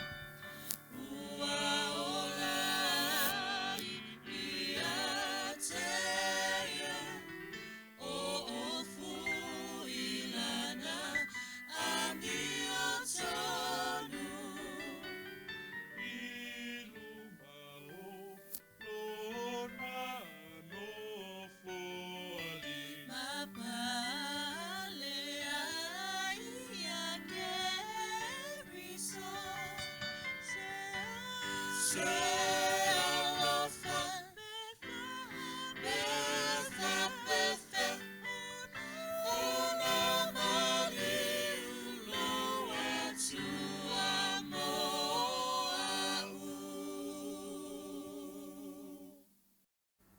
le a tātou ifo ma tātou whamaulalo I lumo o le atua e ala I le Tatalo.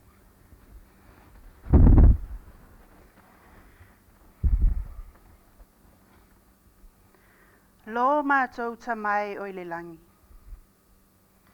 Ma Yesu Keriso lo mātou walii ma lo mātou whaola. Le anganga pa ia lo mātou soani sili. O poto lau whanau I le Nita e ao lo mātou atua. Mātou te avatu o le vi inga, o le Faafetai, o le whamanu. Whaapea le whaanetanga ia te oe lo mātou atua e to atasi. Mātou te Faafetaia lo wanga lelei ma lo walofa ia te I mātou lo mātou tama. A waina I aso e ono sa whapena na whea ngai lau whanau I whe au matiute lo mātou atua. Ai le ngata I lea o se vai aso e oli e o mātou loto ma mātou Faafetai I lau fio. Ono o le mana o lo wanganga pa ia le atua. Sa whapena na e musumusuina ai lau taitai au au. Ia whai se vai aso Tatalo Faapitoa le atua lo mātou tama. Mātou te siitia I o mātou huso. Lo whapena I melponi. Wa loa na sila fie o e le atua. Le tangi atua lau whanau le nei vai aso atua. I le tahe ao ma le afiafi le atua. Ono lau whanau I tutono melponi. O le vi inga le fo'i e te oe lo mātou atua. Vi ia oe lo mātou atua. Vi ia oe lo mātou atua e whaavau. Ono lo tali faliali a mātou talusanga. Na mātou tangi atua I lawa fio le nei vai aso ato. Mo mātou si atu au na le atua lo mātou tama. E le ngata I le ofa le tua. O alo mo whanau tina mātutua. O lau au whainga luenga pa ia le tua. Vi ia oe lo mātou tama. Wa e whafo I le malosi nisio lau whanau. Mātou te Faafetai fo I lawa fio le tua. Mātou maua tala fia. Wa whapena ana pa I atu lo a ao whamalo lo I lau au nei a ana moa. Faafetai lo fatu lai lau au. Ai mātou te ole mātou talo I lau fio nei tae au. Wha mole le atua. Wha wau lo wanga lile. Mātou te si tia pe lau au nei a pastoral party. Le atua lo mātou tama. Ia pa ia tu iei lo a au whama lolo. Lo mātou tama e o le langi. O le vi inga I lau fio. Le avanoa na mātou mauai. Le atua o whale tua o le ngaluenga. Mātou te tutu lai ei. Ma mātou fola lau fina ngalo le atua. Mātou vi ia oe lo mātou atua. E fe au na whapena na tāpenga mai le langi e lau fio. Whamalo sia I lau whanau le mātou savalinga. Wa mātou wa aia le atua wa lata mai o na aso. Le aso e matala I le langi e fio mai lo mātou tama. Mātou Valaauina le I lau fio wha mole le atua. Au e te tua unoa ina I mātou. Wha wau lo wanga le lei. Wha wau lo alofa ia te I mātou lo mātou atua. Mai ta whae fio le nei lo langi le tua iei lau au whainga luenga le aso fitu sa moa tutu atasi. Iei le anga le lei o oe tama. Au e te tula fua ina lau whana. Ia le lingi mai lau anganga pa ia te I mātou. To ia I mātou te I to atasi. A vele nei vai aso tama. O se vai aso e Faafeiloaiga I o mātou ola.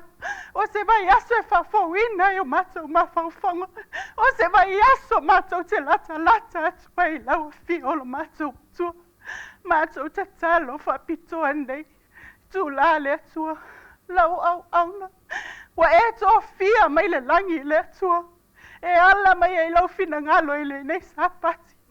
Whau ia te ia ma le tumuai o lona ulu se ia o le lofi o na mai. Whangangana e laua fi o le atua. A wā se whi au mo I mātou wala whanau. Ta mai, ia o whamanianga si mātou tai ia o. Ua loa le soi fua I le ngā luenga le atua. Mātou wala au I le lau fi o whau au la wanganga pa ia. Fua ia mā losi la wauna. A wale tai ina o lau whanau lo mātou tama. Tama SAUNIGA nei SAPATI.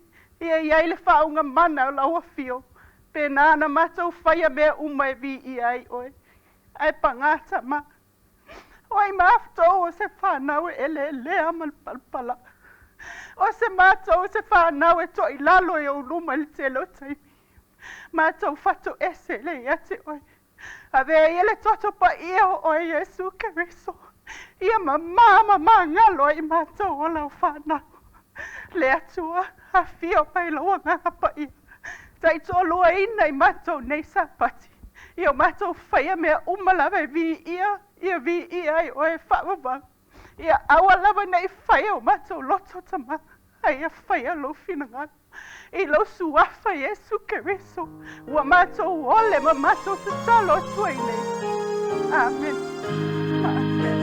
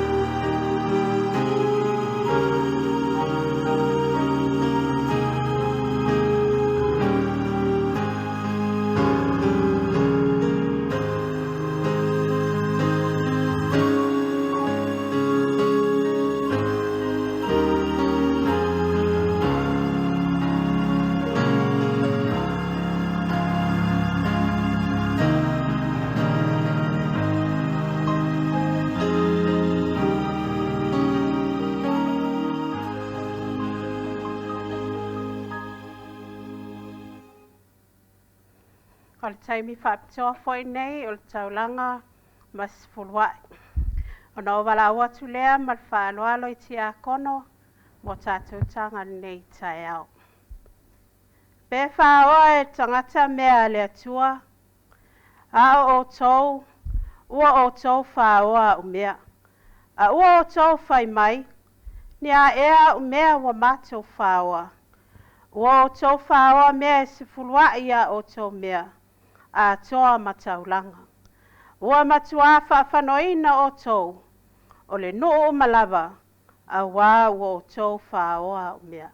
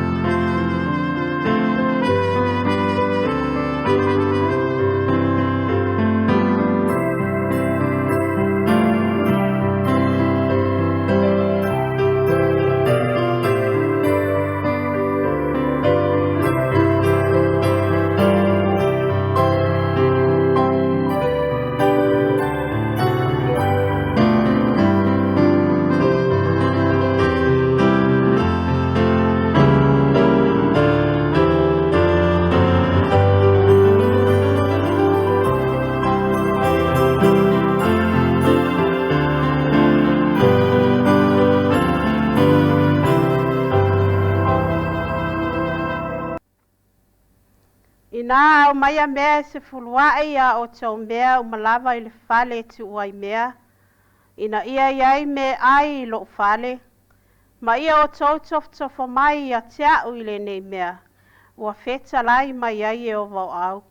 Pe o te leto ina pupuni o le langi mo o tau. Masa atu le manuia mo o tau. Ina se ia silisili o na teli.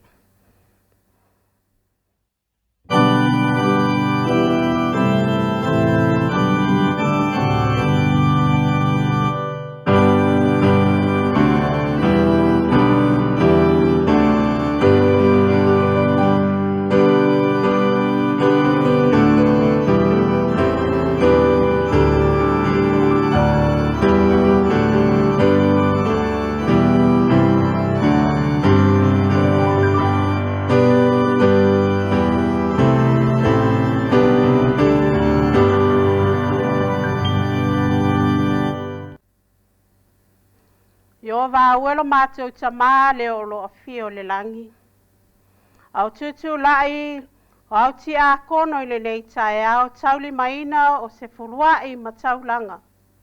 Mato te vi ia ma Faafetai a oelo mato o tua moni e totas. Faafetai tele tamai au faamanianga. Sa faapena o na e saa mai I lungo lo nuu ile nei vai aso. Le nei wa mato to e faafoi atu. O le Sefuluai, o le 10% o au mea alofa. Sa faapena o na e osi pea ngainga ai ma I mato. Ma taulanga e Faailoa ai lo mato wa lolofa moni ia te oi. Mato te ole lau fia tamai le nei tae au. Ia faapena o na iai o au faamanianga I lo nuu. Faamanuia ia te I mato malava. I lo lava swafa Yesu Keriso wa mato wole mo mato Faafetai atu ai nei. Amen. Wa Yesu tusi ua Filogia e le Failauga I le nei tae ao. O le avea matusi faitau le nei tae ao.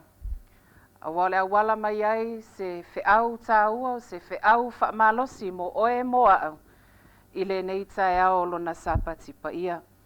O le amaua mai le tātou tusi faitau I le tusi a Filipi, o lona mata upu e tolu. A o le a mataina lona faitau ma le fai upu mua se ia o I le fai upu e Sefuluai. Filipi o lona mata upu e tolu. A o lona fai upu mua se ia whaangata I le fai upu e Sefuluai. A fai wa maua lau tusi, puno mai lo wao, o lau SAUNIGA le tātou Tatalo. Iova aue lo mātou watua whaafafonga Tatalo e. Wale au noa I o mātou lau ngutu o no mātou tā ual PAIA o lau afio I le aso ma le aso. I le nei tae ao lo mātou watua. O mātou whaatangisia le mana o lau lava afio. Afio mai ina ia mawhai o no mātou tatalaina o lau kānona. Ina ia mawhai o na ea o mai lau whanau. Na ia e mawhai ona e whaamala malama I lau whanau. Ina ia mātou mauai, mo mātou I loa tino ai, o lo lava fina ngalo mo I mātou o lau whanau. Mātou wole lei lau afio whaamole mole, whaamanuia I la mātou faitau le nei tae au, ia fo I le viinga ia te oe nei se ia o le whaavavau, e whaavavau lava. Amene. O le faitauina o le afionga PAIA le atua. O usoe, o mea nei ua tutoe. Ia o tau oli I le alii. E le se mea ua o musu ai o na tusi atu o ia lava mea ia te o tau. A o le mea tau te saunga le muai. Ia o tau I uli. Ia o tau I e whainga luenga leanga. Ia o tau I e wakata tomeina. A wā o le au peritomeina I tātou. O e au auna I le atua ma le loto. Ma mita I a keriso Yesu. A e le whaatuatua I la le tino. A ua ia te au fo'i le whaatuatuanga I la le tino. A wā a whai e manatu se tasi o ia te ia le whaatuatuanga I la le tino. E tele mea whaapea ia te au. Na peritomeina I le pōwalu. O le ainga o Israelu. O le tu ainga o Peniamina. O le e Peru o le sa e Peru. O la le tu la fono o le Fesola'i. O lo'u maelenga na o fa'asawa i le ekalesia.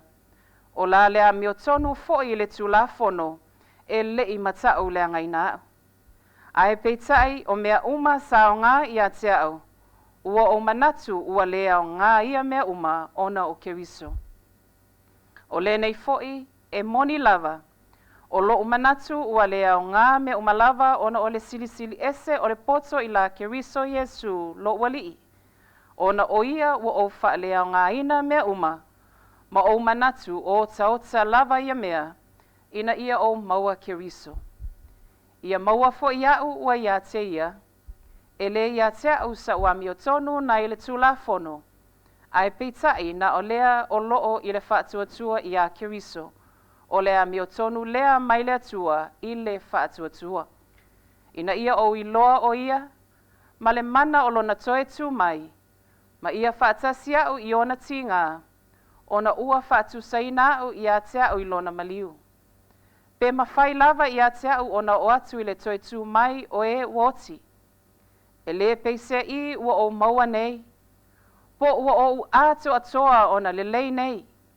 Ai o te tau sisi atu pea pe mawhai ona o maua o le mea na maua iau e Keriso Yesu.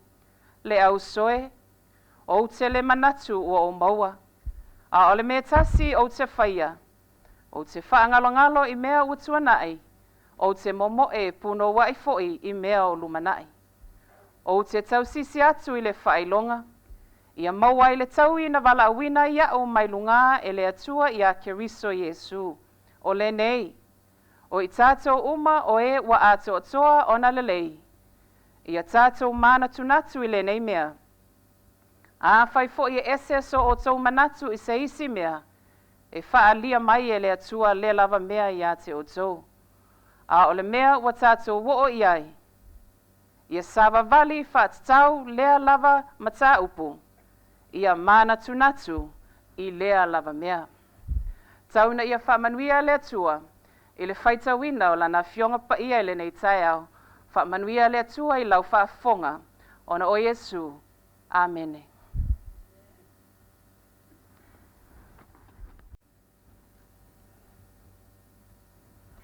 O le taimi nei o le vi inga e lua launga. E wala watu mal whaloalo i le au fai Pese o SAUNIGA. Ma Valaauina nei tai au. Mo le tātou Pese Faapitoa launga. Whamanuia le atua i lau whaafonga nei tai au. Faafetai. Faafetai.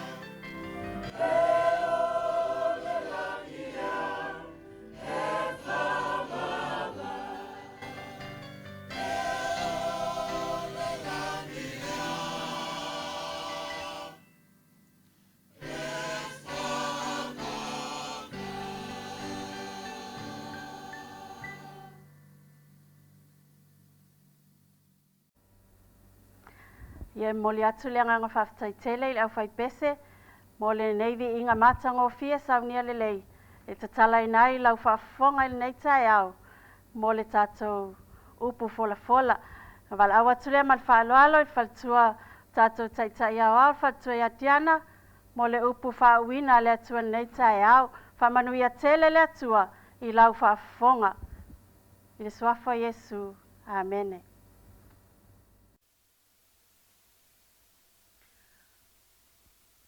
Faafetai le atua i le nei tai au. O le vi inga ma le faafetai e ao lava na mua i le atua. Faafetai i le atua i le nei ava noa. Ua o maua. O te tūlai atuai o tō luma.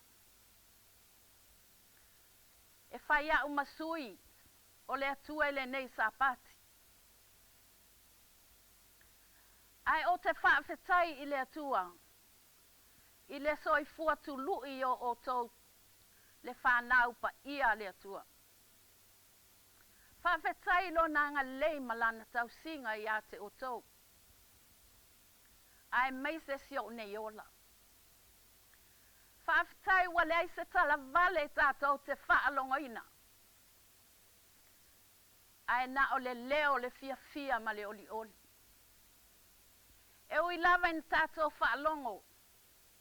Ma maua tala. Ini isi o le whanau le atua, tina. Ai meise le sunga taitai. Ia lo pati le sa o lo i tono le aio pupua ngatia. Ia awa nei whaangaloina ia tātou talo. A waitali tono o tō loto malo nei tina. E le o tu la foa i e le atua ona tangata. Tau ina pa iatu le mana o le atua. Wha tu la ia i latou. Wha a wau le ngaluenga ni tō fia mvala awai. Vi ia leo le atua. E le mawhai ona o wha ngaloina whale tua o le au whai ngaluenga. Se maa lo. Maa lo ilo o tau ti ngai nei vai aso. Awa sa tau alanga ina le aua le atua. I lea tae au, ma lea afiafi, o lea tae au, ma lea afiafi. Sa o tau le faafiti. I le mata ngō fie, o le au mainga le fe au. E mita e lo nei tina, ma lo nei tangata. Ina ua whaau ngā ina o tau soifua. Whaau ngā ina o tātou gutu. Tātou lau whaiva. E tau ai le upua le atua. Ai le o mea o le soifuanga. Faafetai i le komiti au. I vasenga ale au whainga luenga i taitai o mtanga luenga ese. Faafetai ua o tō manatu. O te wha umaina le fono talo nei vai aso. Ai a o manatu ane, o ai lava au, ua o tō manatu mai ai. O a ua nao se tina wha tau waa. Ai faafetai. Faafetai le avanoa, ua tuina mai. O te launga inai le upua le atua i le nei tai au. Mai tali tonu lo loto. O mea umalava na tātou wole atuai. I le atua ua ia au mai. Po o loo au mai fo i le atua e tusa o na tātou wole atuai i a te ia. Au le tula nei. O le a o SAUNIGA le talo. Yo vai lo mātou ta mā o le langi.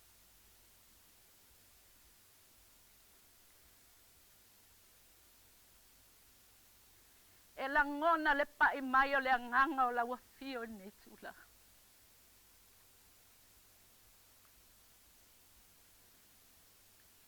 A lofa foa i mai le malosi, le loto tele. I lau au auna. A wale Faaleoina o le upua lau fio nei taia. Faafetai lo tama. A wai pa ia lava lo swafa ile langi a toa mal nei lau langi. Pe a o ma fauwane o a o ngata lea nga maleanga sala. Ai e wa e Valaauina Faapitoa.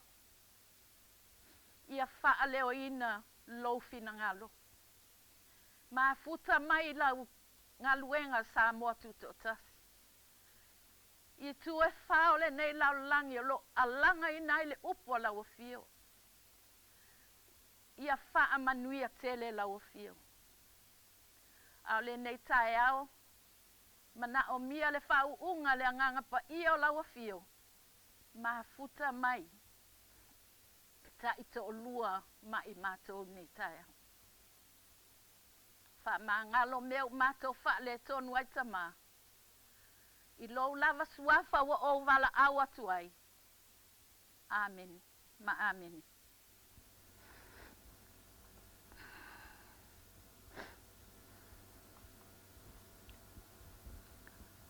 O le tusi faitau. Sa faitauina. Wa faa au tuina i foi le tino le feau nei SAPATI. O le Filipi le atolu a olona fai upu e Sefuluai. Mua e o le Sefuluai. I le vaiaso ntatou savalia mai. Sa fa au tuina le feau a le atua nei vaiaso. Tapena. Atiae. Sauni. No o fa upua le faapea. Tapena lo fale. O lona winga. Ia fa mama lo loto. Clean your house or purify your heart. Lua atia e lo fale. Fausia lo fale po lo loto. Build up your house or your heart. Lona tolu. Sauni lo fale. Sauni lo loto. Sauni e Failoai ma Yesu Keriso. Wi-Fi to alavaia. Prepare your heart to welcome Jesus Christ, who is at the door.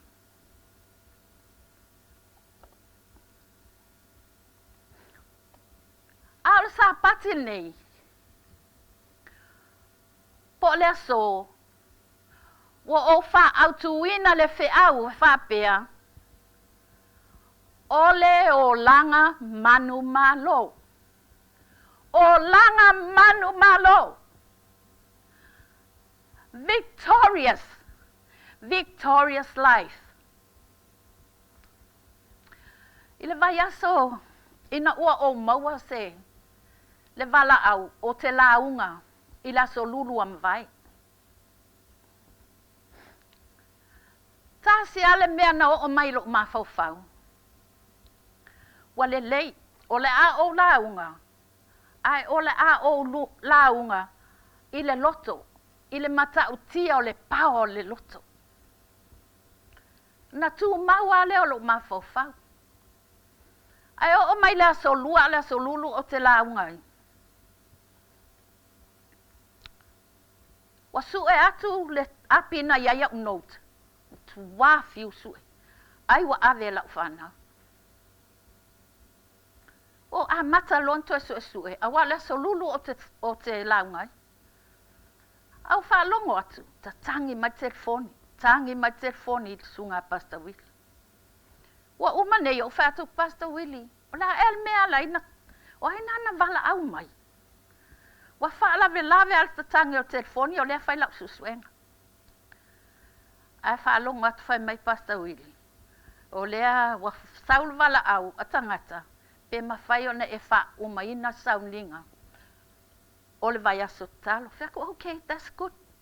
Then I know I have enough time to prepare something because all my notes was gone.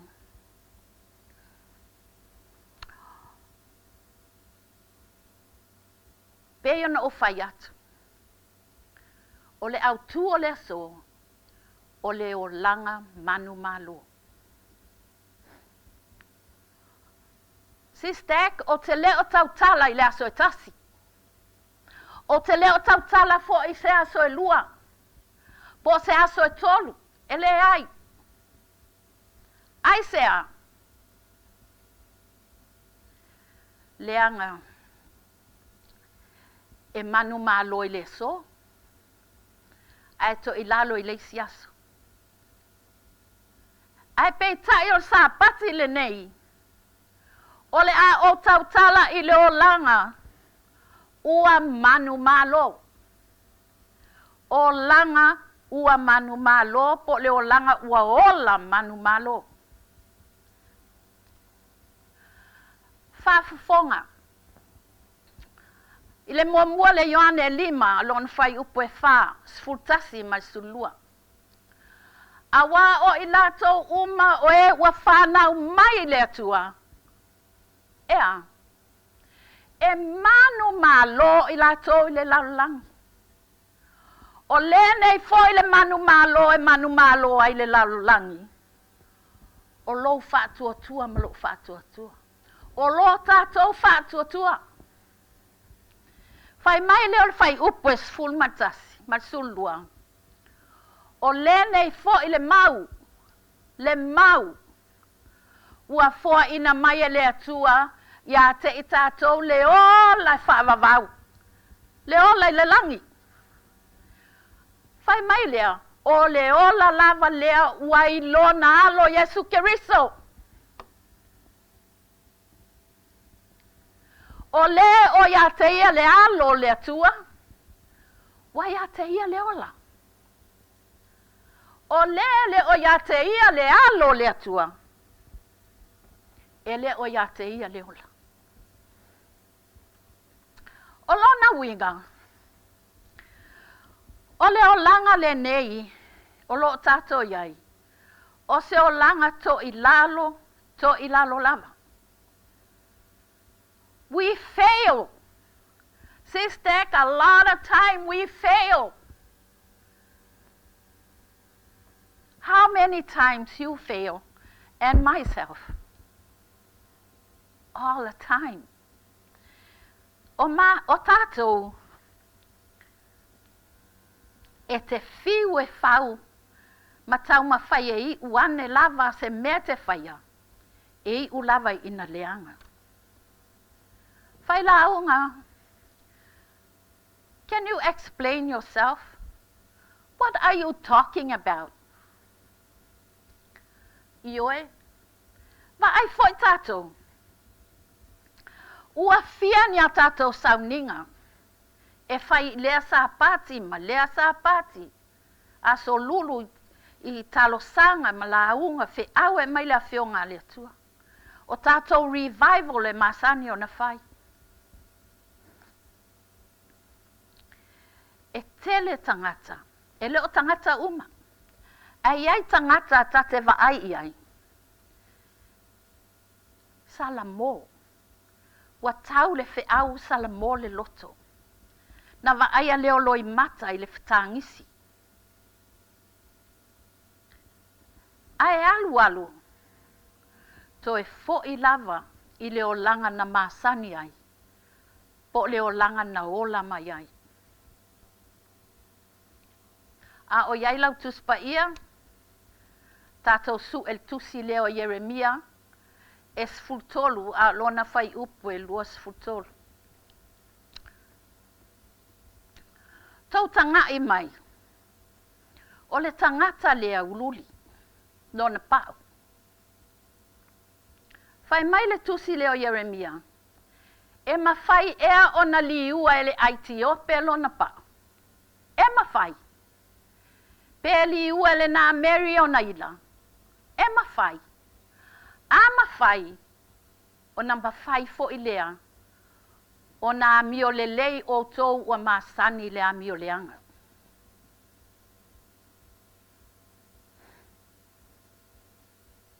e fiu e tau mawhai. E le mawhai. E ali anu mai se si whamtaranga. Tangata e ululi. Ai fia pai. A tango tangata ululi lea i se steel, po se pulu, e olo e se ai, pe safu e se ai le pa ululi lea. A umina olo, o le mea tupu, ma ila non pa upolontino. E le mawhai. Na whanau mai lava o ia i lona lanu ululi, e oti fo i lava malona pa uli. Ai se a, Fai-Lauga. Ai se a. Leanga o le pau, o le Aitiope, le maule an tatou Faitauina. E pei o le ila o le na Mary. Na whanau mai lava e ila, e mate lava mo na ila. O le fesili. Mata e mawhai o na amio le lei tatou. O e masani le amio leanga. Mate e mawhai.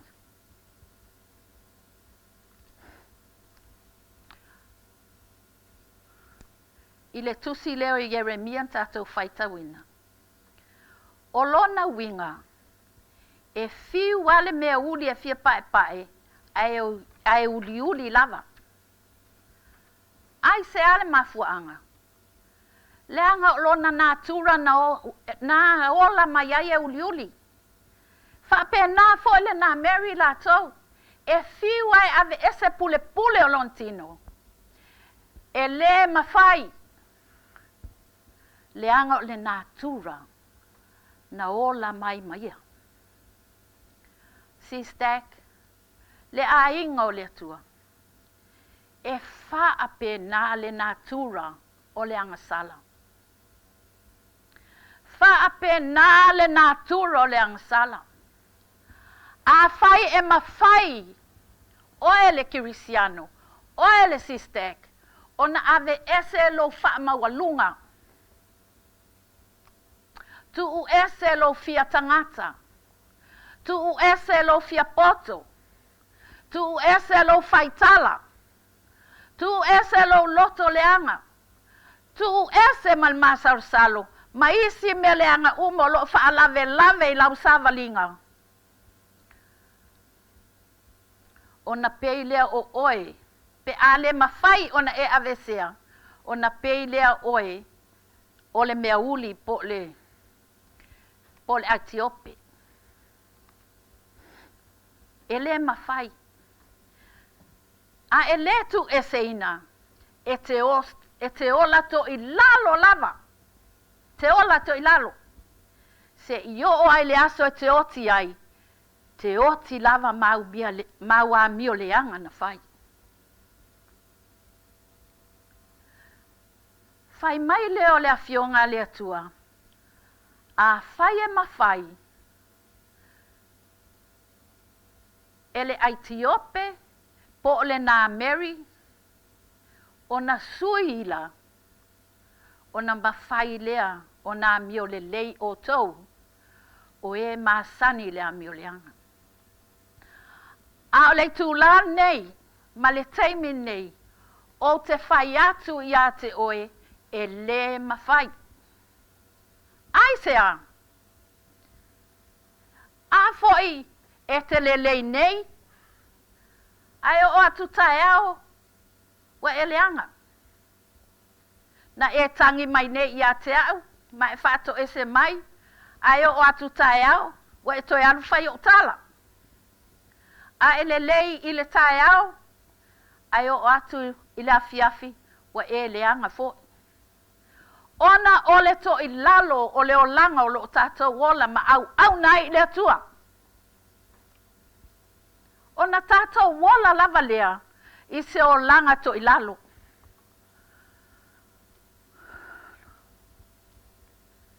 Tele kirisiano. Elena o tuto tasi ai tele kirisiano. E ola i se olanga to i lalo. E o mai lava i ona po nei. E whapea la. whaafofonga ia Paulo.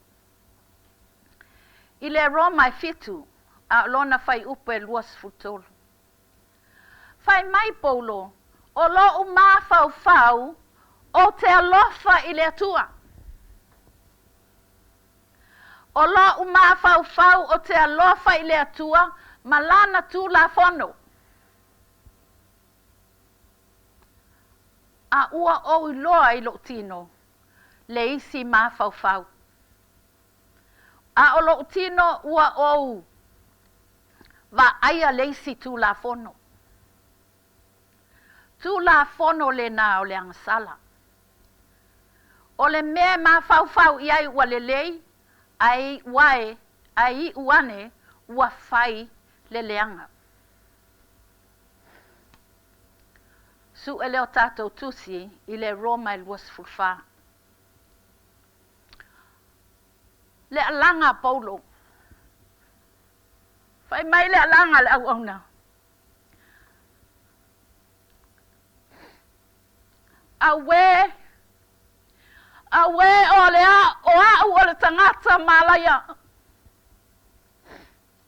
O ai sela ve aia te au. Ai le tino le neoti.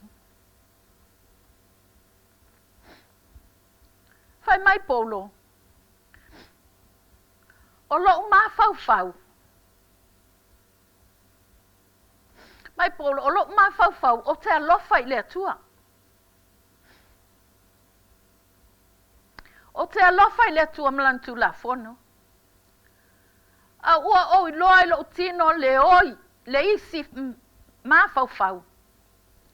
A lo tino ua o va aia le isi tu la fono. Ta alofa. Tu la fono le ana kasala peo na o whai atu.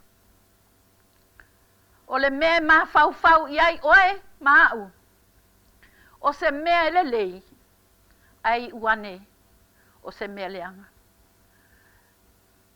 Whai mai leo Paulo o rau o le tangata malaya. O rau o le tangata malaya.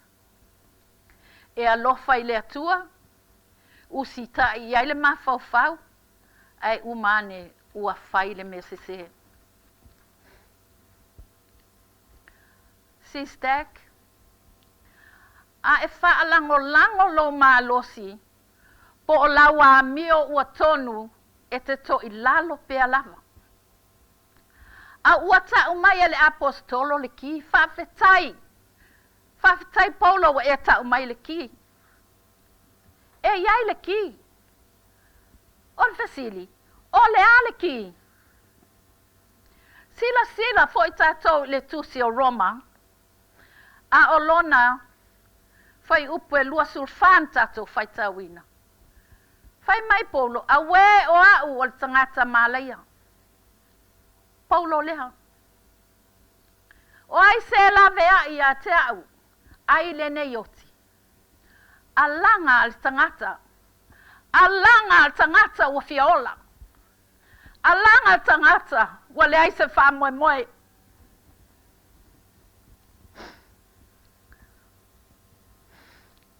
Fai mai loa lea fai upue. E luas fulima. O te Faafetai lava i le atua. Awa o Yesu ke riso lo tātou ali i whaola. SISDAC Samoa o le kile na. O le kile na o Yesu ke riso. Awa o Yesu ke riso lo tātou ali.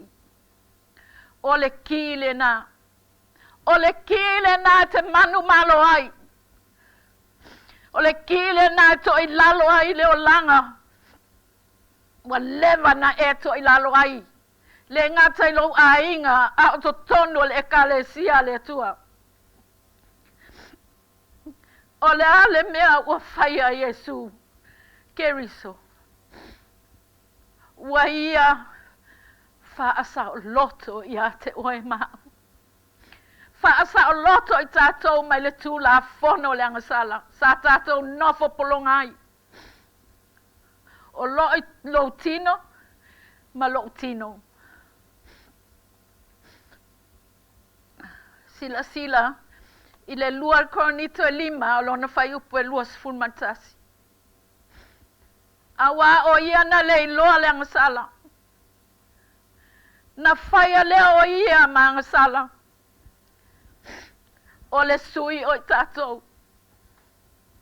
Ina ia ve tatou maami o tonu a le atua ia te ia.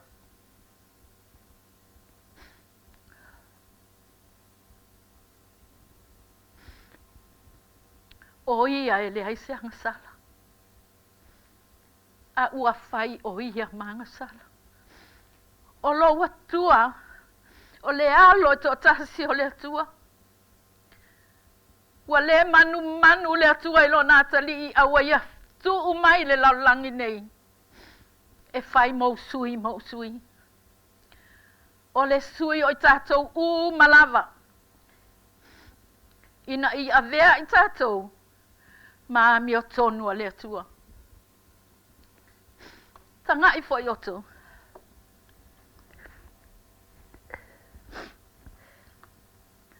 O Yesu lea. O a ulea. O Yesu lea. A o tiana lea. Tiana waya ele tino oti ateia. O Yesu lea wa fili. E fai mangasala. E suia I tangata lea tu atu o tiana. O na sifi mai leo lea sua, o Yesu. Wa sui ia utulanga. Po wa tui luma wa. O na fasioti ai lea o ia. O na o lea ngasala au. O na au mai lea o lana ami o tonu. Wa ufi ai au. Lea ami o tonu e ufi ai oe. Oe le tangata ngasala mal toilalo. A ua sila mai le atua le langi. Ia tiana le ai ngasala. Wa le iloa mai au.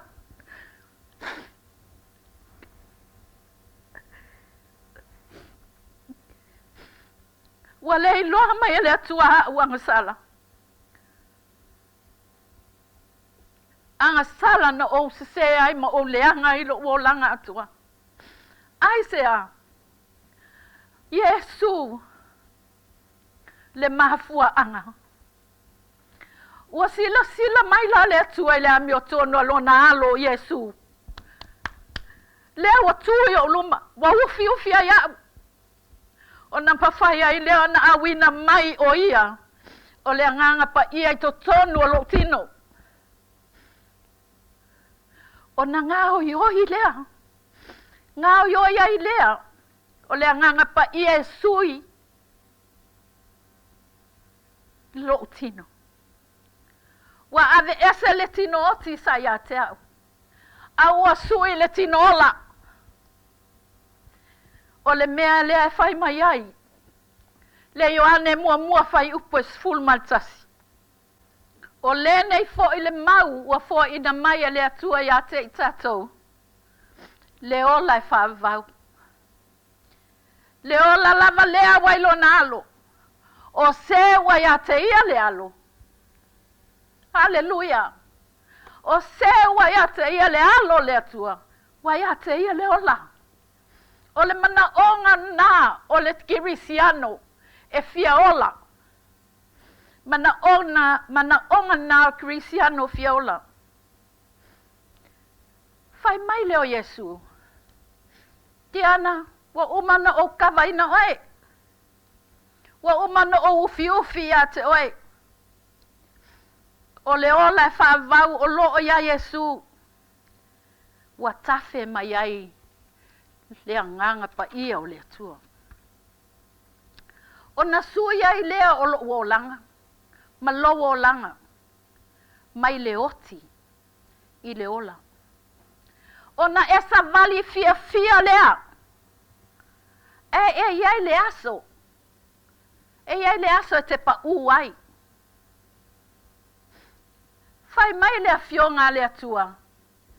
E whaafitu o na pau o le ami o tonu i le aso. E iai le teimi, e te vai ai. Ai te le nofo ai. E te tau ona e tu lai. Whaawau le ngā luenga le atua. Na tō fia ma Valaauina i oe ma. O loo sila mai le atua. Sila i lo nalo. Na fai mai loa leo le atua. O oe tiana. Ua e ami o tonu. O lo ia te oe le ami o tonu a le atua. Le ame ua mawai au le ami o tonu. A fo Iesu lea tiana lea. Sau Iesu tu i lo tūlanga maufi au la na ami o tonu. Wa ami o tonu ai ma au nei tangata leanga. Ai sea. Pei ona o fai atu, o le ami o tonu a Iesu. Pei tai. Wa amata atu nei ona e ola ma e fōlinga i a Iesu. Ola ma fōlinga i a Iesu. Ma o aso uma wa e iai ile, aso uma wa e iai, wa iai le suinga. E te langona ina le suinga, o lo olanga. Suinga o lo mafau, o lo loto. O oe o tangata sa ita. O tātou o tangata sa masani o naita. O le tangata sa ngaoi. Tangata sa loto leanga.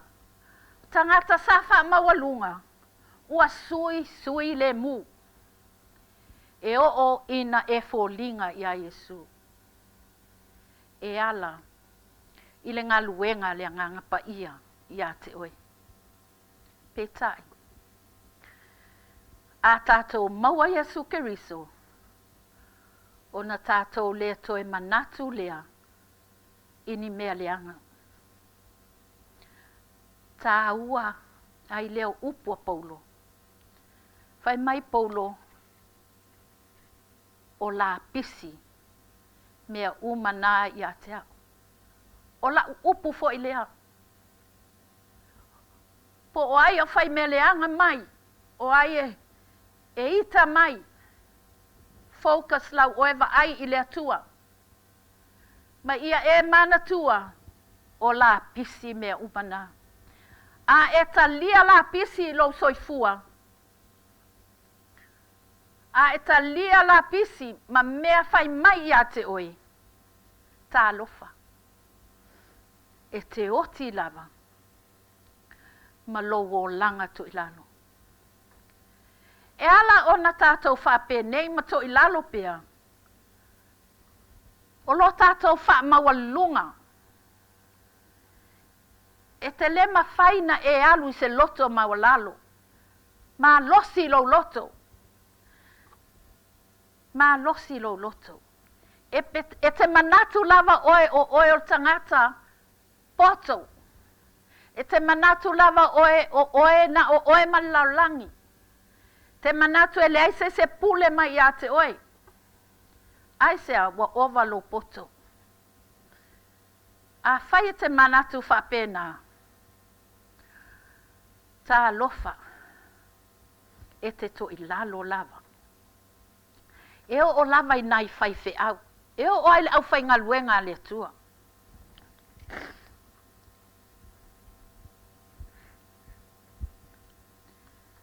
E te whai tio i ai. Leanga e te le i maua Iesu. Mai mau pe ana e tū le i se vai. Po le tū langa o lo tū ai le au nā le atua. E le whai ngō fie. Sa moa e le whai ngō fie. Mai mau pe ana e tū ai. O mea leanga malava. Whati e tie i le au nā le atua. Ai ngalo ia tātou. Le ngā luenga o lo lātou whaia. Le whawhanga ina o lo wola. Whawhanga ina o tātou tangata. Ina ia tātou malo losi. E wha wau le ngā luena na Valaauai oe le atua lo matai. Aua tātou te whaitia o le au whaingaluenga.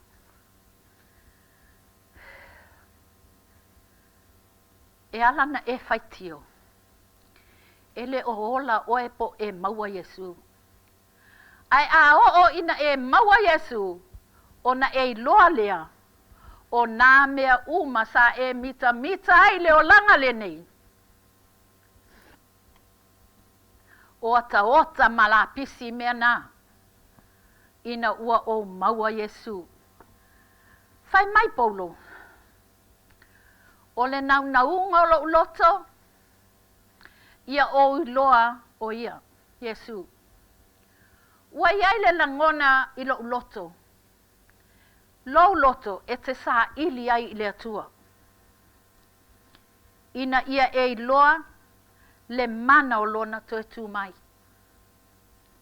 Ma whaatasia au i o na puapuanga. O puapuanga na ui a Yesu mo oe mau. Ma ua e mana o foi e te ui ai. Ai sea. Leanga o Yesu lea na kawaina oe. Yesu lea na kawaina oe. Filipi le tolu. Tātou maumulmuli. Filipi le tolu fai mai. O usoe o mea nei watutoe. Ia o tau oli le li. Oli le li. That's what we want, isn't it? Rejoice. Give your heart, your life. Give everything to God. And He will take care of you. Oli la ia whailinga luenga lea tua malwha maoni. Ola fia. Ola sa loto. Lei se mea toi popole eilo mawhau. Aua e te toi manatu i mea leanga. Aua toi manatu i mea leanga tangata na whai mai ia te oe. Awa ua tumu oe i le wha mangalo. O mea sa e wha mawalunga ai, ma e mita ai, ua e whaitawina.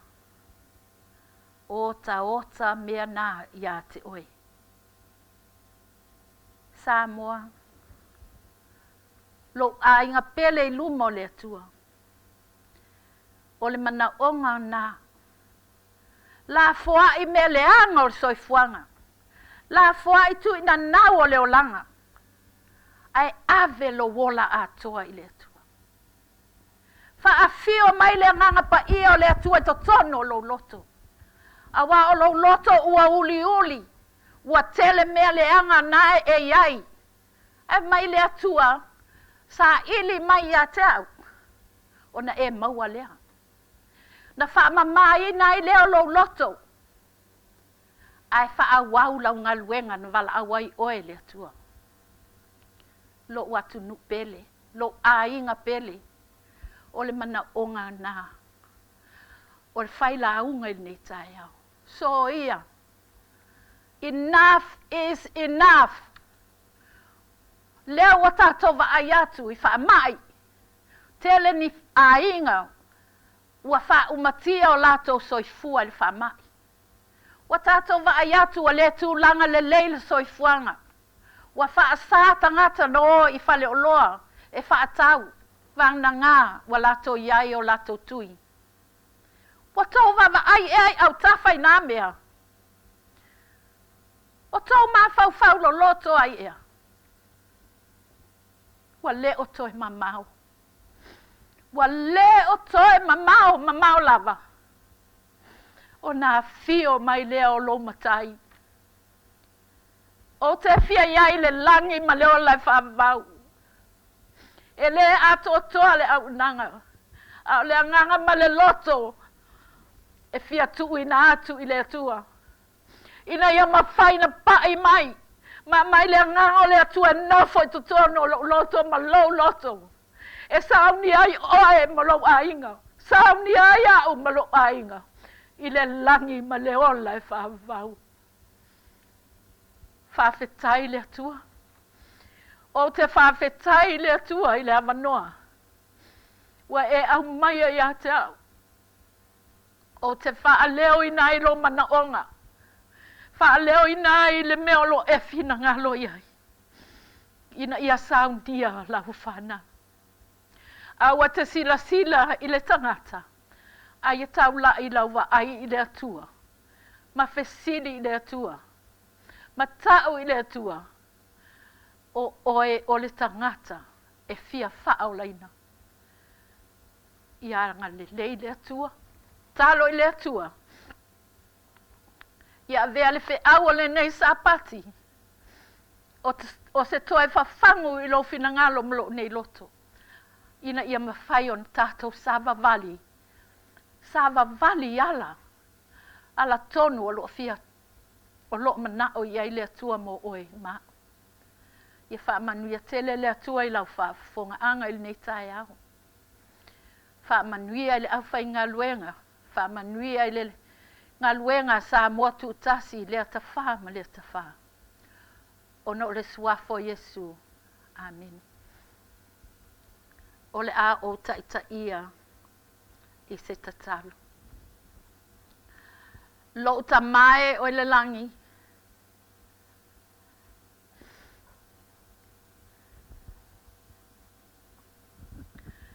E o tia le loto nei tae au. Pe a ma fau atu. I ala na ui ai lo walo pele o Yesu Kiriso. Le o ona ma mawhatianga na ui ai. Ai amu ia I mātou. Ai Faafetai. I le whi awal nei tae au. E toi whawhangu mai e le ngātai lo ainga e kalesia. Ai o lo nei tina. Ina ia whapena na le lei ma ato o toa la mātou au adanga I te oi. E pa u, e vai, ai awane I o mātou no nofo ai pea. Ia mātou toi tūlai. Ma wha au le ngā luenga na e tō fia ma Valaauina I mātou. Anga le lei mai ia I mātou nei aso.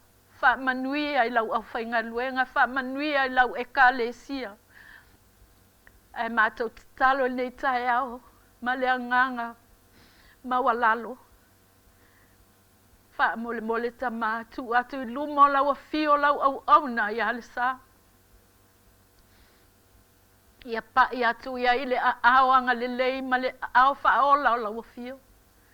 Ia e toi wha tu lai a te ia. E wha awawa I ona tiute na e Valaauina. E le ngata I a te ia ai meise. Naiti nā o lo ia I totono le a ai o pupuanga. Ia o atu ia I lau wha malolonga. Wha malolo I o mātou anganga. Ina ia vea mātou o se whanau. E fia e sava vali e tusa I o wala. Fato e se atu lea nei tula. Fa mangalo mai meo mato fa le tonu ai. I lo lava suafa Yesu Faafetai. Amen. Le ngā luenga pele, sa moa ato fitu tuto atasi. O lea ua mai e ona e whaafofonga. Ua mai a foe ona o whaalonga I le whiau folfola. Na mana vaina le tina le ngā luenga au. Diana Papu le nei SAPATI. Ua whaafofonga fo I le langi, I Pesenga, o whaatonga, o vi inga matapua inga le nei SAPATI. Ia vi ia pea le tapa au o lo soifua le langi, a wā e silisili ese lava ia. Whale tua Diana, po le masiofo fo e ngā luenga tuto o tasi. E a vea lo leo e whai masui o ngā luenga au au.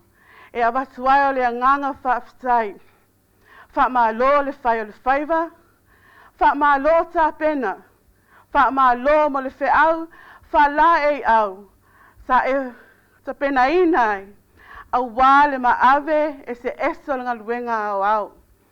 SISDAC Worldwide, o le whiau mo le taimi ua tātou iai, o le whiau lava le tāpena penanga. Pei ana wha tū ma avea ma aunga le nei vai aso fono Tatalo. Tāpena oe, tāpena lo ainga. Ia lofa le atua fo ai pele soifua tului lo soifua. Ai maise o le tō wha. A wale Faualii o lana au ona tai au. Ia Pastor Willie Papu. O le a Faaiuina le tātou SAUNIGA i le viinga. SAUNIGA le au fai Pese. Faafetai.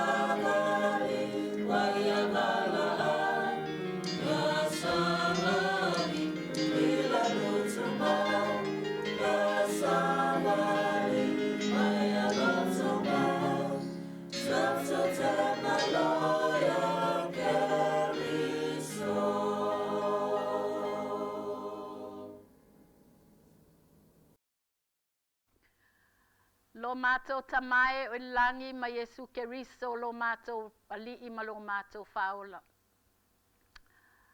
Wa whai uinea I lau SAUNIGA o lo SAPATI.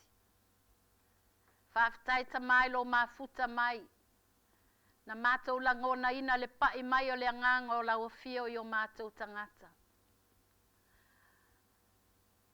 Se teimi o le a mātou tā ape. I tono mātou ainga, ia e pui pui o mātou wala. Tai mātou I lau o fio. E le o moe le fili I ana whainga sawa. E le o moe le fili wa pei o se Leona tangi, sa ili se tasi nā te whaumatia. Alofa tamā. Awa tu la foa ia I mātou. Fesoasoani mai lo mātou vai. Ia vea I mātou o ni mea whainga luenga I au a au. Whao ngā ina o mātou wola mo oe malo finangalo. Awale mai mawina o mātou teimi. E mātou te ita ai ma mātou lefe alofani ai. Aia whao ngā ina o mātou teimi. E mātou te ulima whātasi ai, mātou tutu whātasi. Ma wha umale ngā luenga lau fio. Wha manuia I lau au whainga luenga, wha manuia I matanga luenga I tue whao le neko lope o lo mātou ola mau ai. Wha manuia na I o mātou ainga. O I la tō fo I o lo mamai tono ai o ngase I o atu I ai lau wha manuianga. Nisi e mātou māsani o nisi mātou te le māsani. Ia o atu I ai lo wanga lei. Ne yaso pe a mātou tā ape. Ia vea le feʻau o lenei sapati. E toe fafangu ai a te i mātou. Ma mātou I loa ai wa puʻupuʻu ma saʻasaʻa ona taimi. Ta ma le whanaunauga o mātou tangata. Ia mātou iai le langi ma le ola e whaavau. Whamanuia mai ai mātou uma lava. O mea mātou whaale tonu ai le tātou wā. Whaamamā, whaamangalo I mātou. I lou lava suafa ta mā o mātou wole ma mātou Valaau atu ai nei. Amene, ma amene.